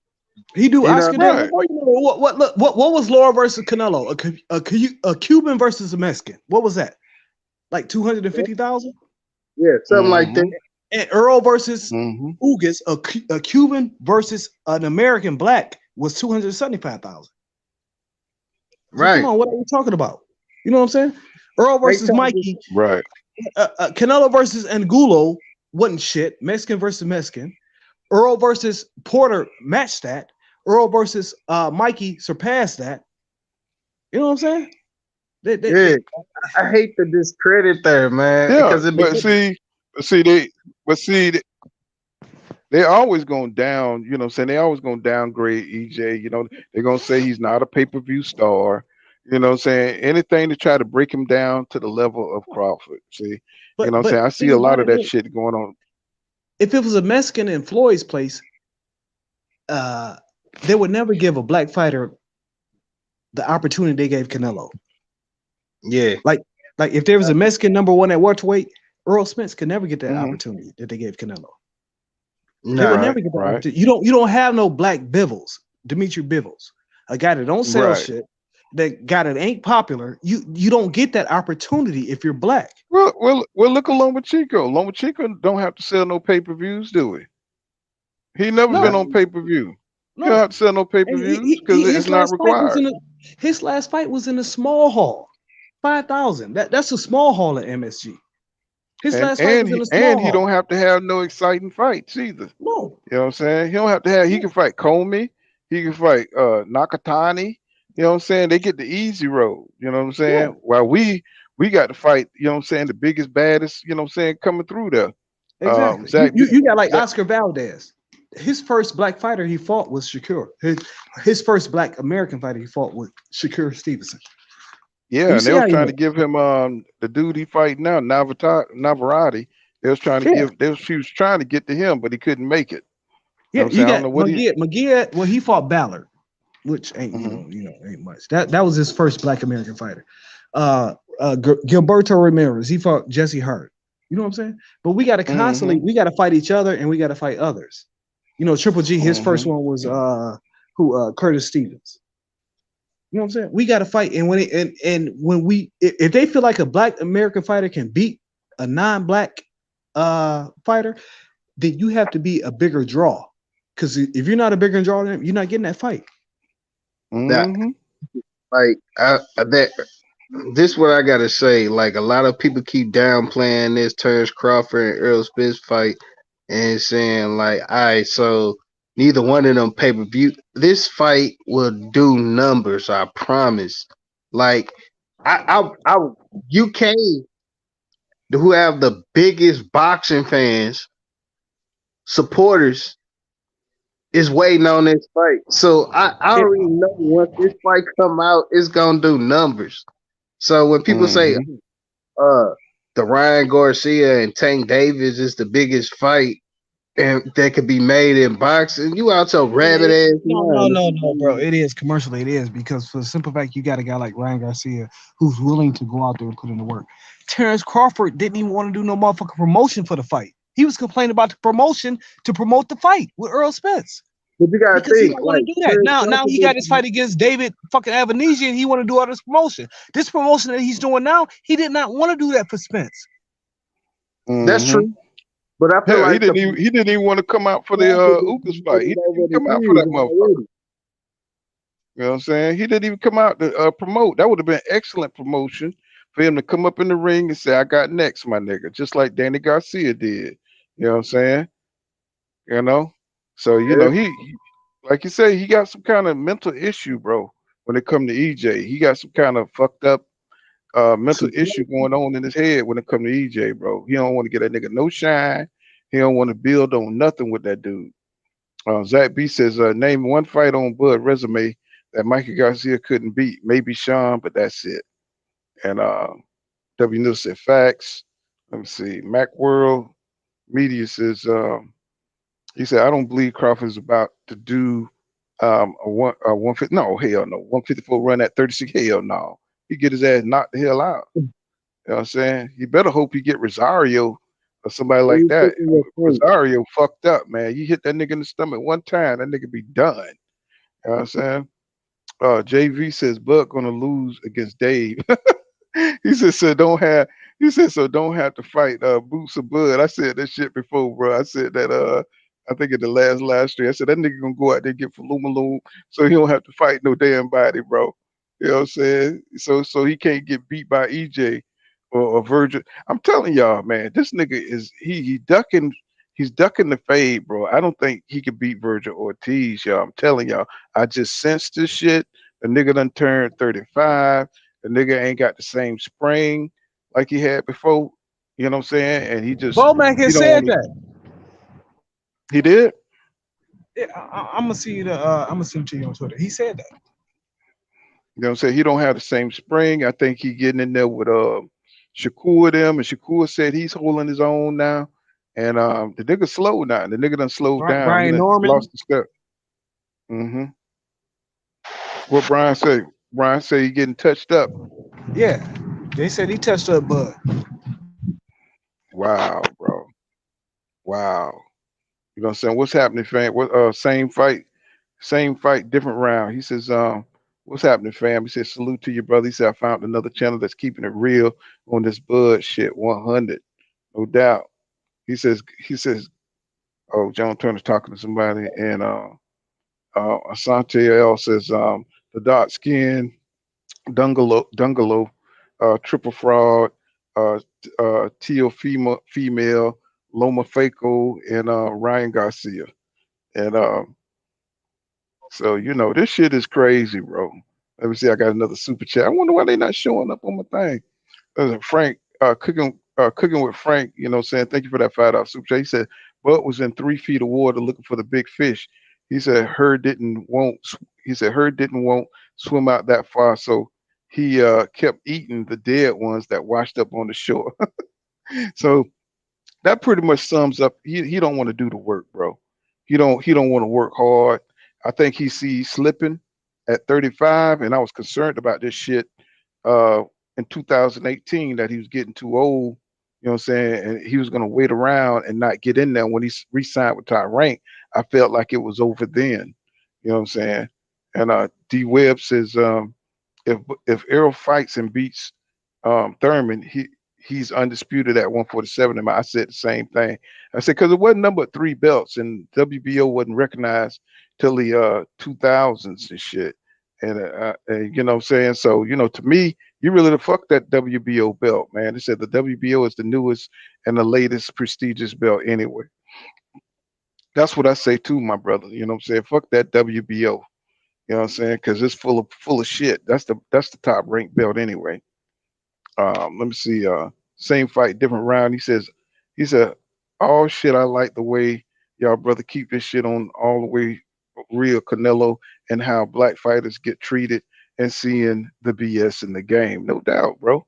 You know what I'm saying? You don't pull counter boxing, bro. That's how we gonna run this. You know what I'm saying? We ain't on no fuck shit over here. Ain't no promoter paying me. You know what I'm saying? Car Connor says, don't forget why pay-per-view numbers is not at its high because of the streaming service. Yeah. You know what I'm saying? So yeah, that's gonna affect it too.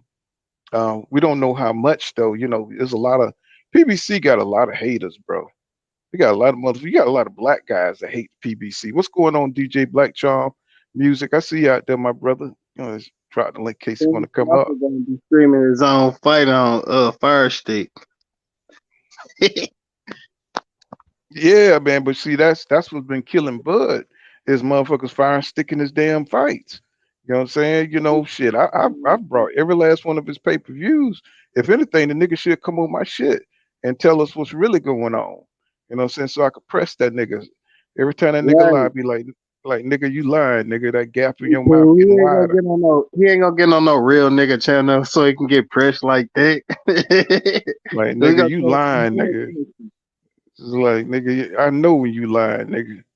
You know what I'm saying? You lying like a motherfucker. It's that cooking with Frank says he says Scarence Crawford ducked everyone that beat him in the amateurs. Yeah, we talk about this shit all the time. It's like nigga, how you gonna bypass Ray Robinson? How you gonna bypass Danny Garcia and Udanis Ugas? You know what I'm saying? That shit is, you know when EJ go up to 154, he going straight at Stanionis. I mean, what his name? Cause what his name? He just fought male, Castano. He's gonna go straight for Castano because he beat him in the amateurs, right? You know what I'm saying? EJ is not gonna miss that opportunity. I think he's gonna beat up Fundora. Yeah. Fundora was coming up to it. That EJ will be kind of bullying that boy if he did. If he fought him next. And when he first go to 154, because that kid still learning. He whipping ass, but he still learning.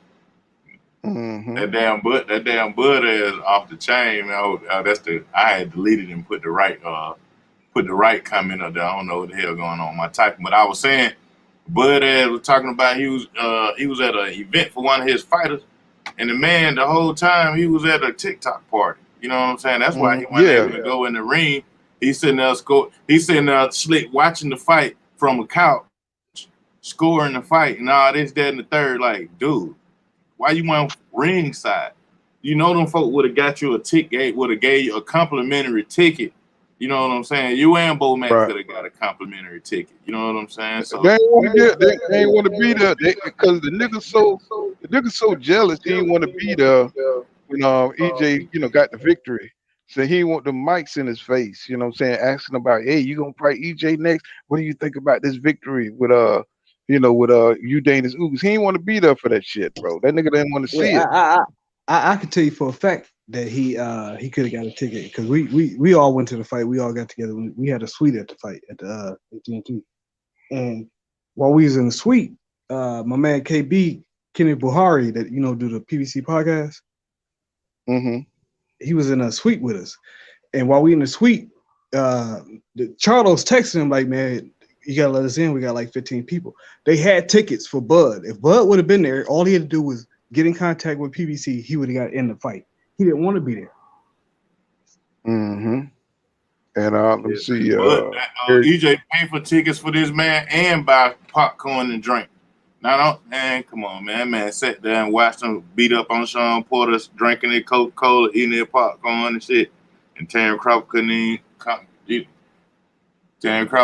goddamn buy the fight. He went to somebody else's house to watch the fight. Clean cut shit. Fundora got weak guts for Earl Spence, man, because when Compost was giving him some work in the inside, that nigga backed off and started working his jab like he should have been fighting the whole entire fight, but whatever. He decided to try to go to war, see if he could compare and think he could go to war with Earl Spence, but I don't think his yeah, that kid's still learning, man. I know a lot of people see like when a youngster had a fire, they try to throw him in with the vets, with the ones who've been, punishing shit for a long time. So they'll bring his name up like I just did, you know what I'm saying? But nah, that kid ain't ready, man. That kid ain't ready. Clean cut said Bud got super jealous after Errol and the PBC backdoored him for that Manny Pacquiao fight. And he did go through a little something. That came out of nowhere, didn't it? Yeah, man. Yeah, man. But see, Bob Aaron wasn't trying to, put together that fight, man, because that's when he was talking shit about Bud not being able to sell. And see, Terence Crawford should have went on here right then, while he was signed or whatever. Like, you already signed, they can't do nothing where they're gonna shelf you or some shit. You know what I'm saying? He should have went on his move then, and got a little more fame doing all them interviews he doing now. He played himself as a youngster, and I don't know if he was, like too afraid, you know what I'm saying, when he was a kid to step out on the limb, because a lot of the OGs was saying, man, don't resign, but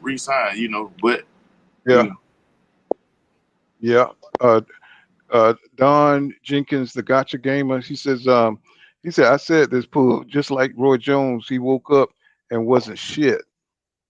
And when you're an athletic fighter and you depending on your reflexes and you're depending on your speed like that and not technique, you're gonna fall off, bro. You're gonna have to find something to compensate for that shit. And Bud ain't it, bro. That ain't it. But I'm what I'm saying, why saying? not just?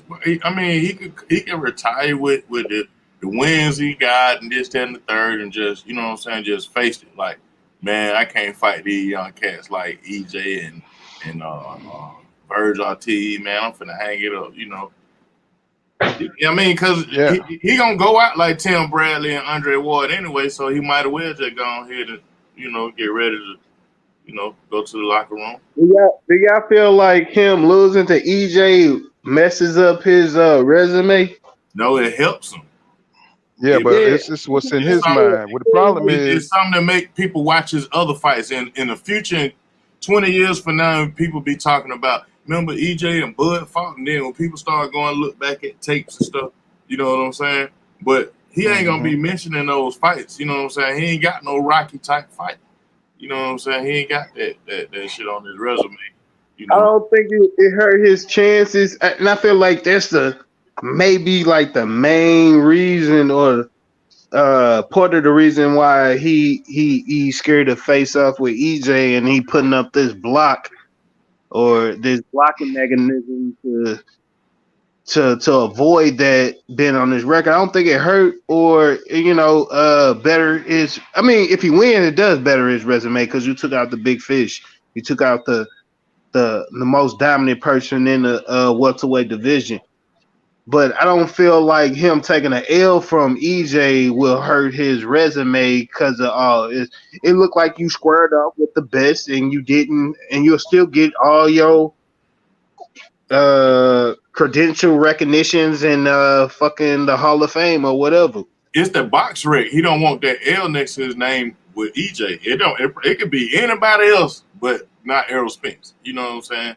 Anybody else can take his oath. You know what I'm saying? Okay, anybody else can win on the scorecards, whatever. Not Errol Spence. You know, it just like for Terence Crawford. I don't know why he trying to make that kid his arch nemesis. The man 4 years younger than you. You know what I'm saying? So I don't know.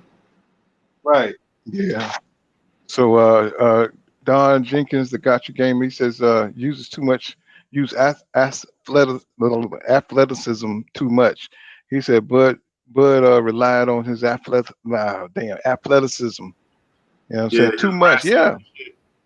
Yeah, man. He yeah. I mean, that's what it is. That's how he was able to get them shots off and execute the way he did. Because you know what I'm saying, the nigga got reflexes like a cat, and he's got them long ass arms. And when you lose that speed, so you lose the advantage and you lose your confidence as you lose those things that got you over when you was younger. Same thing with Roy. He couldn't do the same shit that he did before. Like his trainer told him. He said, you can't make everybody miss and you can't beat everybody to the punch every time. So, you know what I'm saying? You're going to get Falumaloom and you're not used to that, bro. You went your whole career, you know what I'm saying, without taking a beating like that. And, EJ going to put a beating on your ass, bro. He's going to put a beating on your ass, beating. He see that shit. Like Keith Thurman saw that shit, and that's why he turned left. You know what I'm saying? You could see that ass whipping coming with EJ, bro. I don't care what nobody say. He saw that Ugas fight. You could see a dude. These dudes know how to analyze fights now. You know what I'm saying? I mean, they know what they're looking at. You know what I'm saying? Michael Ray says, "Bud straight duck." Exactly, man. He see this dude is real. And just like they can look at Boots and you can see that nigga is real. You know what I'm saying? So, you know what I'm saying? You see that nigga hitting that bag and that nigga, then all of a sudden in the middle of that shit, that nigga still be hitting you with the damn left and he done switched over to the right, then took 2 steps, somehow, and now he's beating your ass on your other side. And he do that shit again over and over. And that shit, it takes like a split second for that shit to happen back and forth and shit. That nigga love doing that shit. On them little promo videos he be doing, that nigga be hitting that bag, going to the damn body and shit. Then he switch over take 2 steps over and boom, boom, boom, boom, and his dad be yeah. I'm talking about Ugas was hitting them with some shit. He was acting like he wasn't feeling that shit. Kept coming forward. I'm like, hold on, man. The boy Ugas trying to lift your body up with his shot. EJ didn't give a fuck. Yeah, and Ugas, he don't have a lot of power, but shit, that nigga was hitting EJ with some shit. You know what Yeah, I'm he saying? coming forward on his ass. He like, shit, boy, you already knocked my mouthpiece out, and I don't know I don't know how the judge is looking at that shit. Come up, boy. Let me see. Yeah, he had to get busy. You know what I'm saying? And Yeah. old goddamn Sean Porter told me so. I gave Ugas the first 3 rounds. I said, get the fuck out of here. He gonna give Ugas the first 3 rounds, knowing that shit that EJ had won the because he outworks everybody. You know what I'm saying? Eric Johnson says Bud was splashing in the shallow end like a naked baby. He said talking about where the big fish at. Dude, he said, dude, funny and scary. Yeah, he talking shit. Oh, You know what I'm saying? Cash Crypto says EJ will be the first 2-time undisputed. He said will be the first 2-time undisputed. How you going? You said the 2. Oh yeah, because he gonna probably go up to 154 and come undisputed up there too. You know what I'm saying? If nothing happens, you know what I'm saying? If you don't lose, not get hurt or nothing. yeah, Cash Bud Crypto said, Bud. Mm-hmm. he got to He beat the said, shit out of Avenesyan. He got to. Just because everybody talking shit. well, if he looked bad against David Avenesyan, we definitely ain't gonna get that fight. You know what I'm Right. saying? If he have to get a rematch with David Avenesyan, that nigga gonna retire. Right. You know what I'm saying? He gonna retire anyway because I don't see him getting into. We never seen him get into a close fight. You know what I'm saying? All the shit he's talking way too much shit to get in the ring with EJ the way he talking right now. So let me see. So it says facts. He says Eric Bowen says I say he's in Colorado with Keyshawn Davis and stuff. You know, that's gonna be another bust right there. I believe he talking way too much shit. Yeah, You know what I'm he gonna saying? go out like Craig Colbert. Mm-hmm. He talking way too much shit. You know what I'm saying? Beat And up some like of Bill his Cubs. yeah, I've been hearing his counterpart saying that nigga ain't shit in the ring. Let's see. Cash Hey, Crypto Paul, says. Mhm. I'm gonna jump Yeah. off of here, man. Salute to the chat. Hit that smash button, that like button if you ain't already do it. And y'all have a good night, man. Yeah, I Hey, no did problem. over there. Hey, I'm finna fix me something to eat. I'll be right back, Paul. If you still on, I'm about to grab me something to eat right quick. yeah, I'm about to jump off at about 3. About at 3 hours, about 10 minutes. I'm about to jump off myself. I got to go get something to eat myself. And Cash Crypto says it says 100 Don. He said 100 Don Jenkins. I want my money back. He said I paid for all blood fights. Yeah, y'all heard about the shit about how in Dongo, you know what I'm saying, they was in the little mix up and envelope fell out and said and Dongo people picked it up and shit and like it like almost like shit was a payoff. Now I ain't got no sources, but they said if you go back and watch where they had got into it on the stage, they said you'll see see an envelope fall and see his team pick up an envelope. I haven't even gone back and look at that shit, but that's something that I was privy to. Jay Smith says Bud gonna have to make a choice, you know, fast fight EJ or Bud, or Boots. He says nowhere to run. Yeah, she's surrounded by killers now, so now he can't bullshit his way out.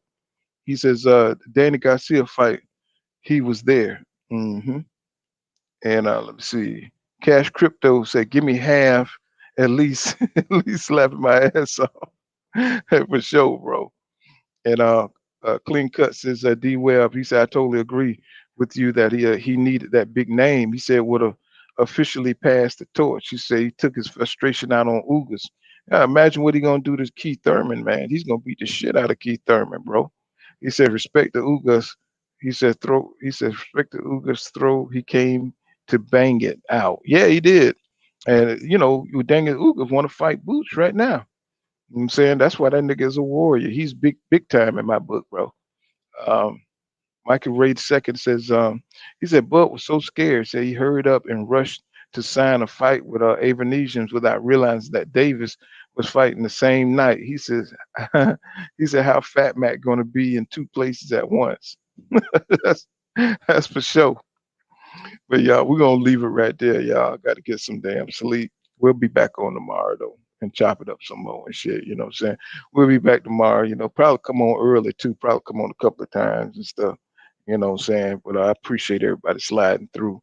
You know what I'm saying? He says, said Bud ain't scared, laugh out loud. You know what I'm saying? So Yeah, but we're gonna leave it right there. You know what I'm saying? This has been Pool Kind of Boxing. I like to thank AJ64, Don Jenkins, Gotcha the Gamer. Shit, had everybody come through today. Cash Crypto, 2 Cent Boxing. You know what I'm saying? Let's see, Eric Johnson. Let's see, Cooking with Frank. Man, you got to come back through here, Cooking with Frank. Jay Smith, Andre Smith. You know what I'm saying? Uh, I like to thank everybody. Lou Era, Grassroots. Thank you, man, for them like buttons, man, putting that out there for me, man. And we're gonna be back tomorrow night. Michael Ray the second, man. I appreciate you guys sliding through, bro. And we'll be back on tomorrow, though. I probably come on early, and you know what I'm saying, probably come on a couple of times tomorrow. You know what I'm saying? I'm about to get back on the road in about a week, so I'm gonna try to get as many live streams in as I can, and we'll chop it up some more, man. We'll cook this nigga, man. Stucking ass nigga, man. So you know what I'm saying? Thanks for sliding through the Pool Kind of Boxing. You know what I'm saying? Smash that like button, man, if you haven't smashed it. You know what I'm saying? And you know, we all about the boxing over here. And remember what I say, y'all. Law don't go around here, law dog. Get savvy. Oh, PGH Big Dog, what's happening, bro? Omega Red and everybody. Clean cut. You know what I'm saying? See you guys tomorrow. See you in the next one. Peace out, y'all.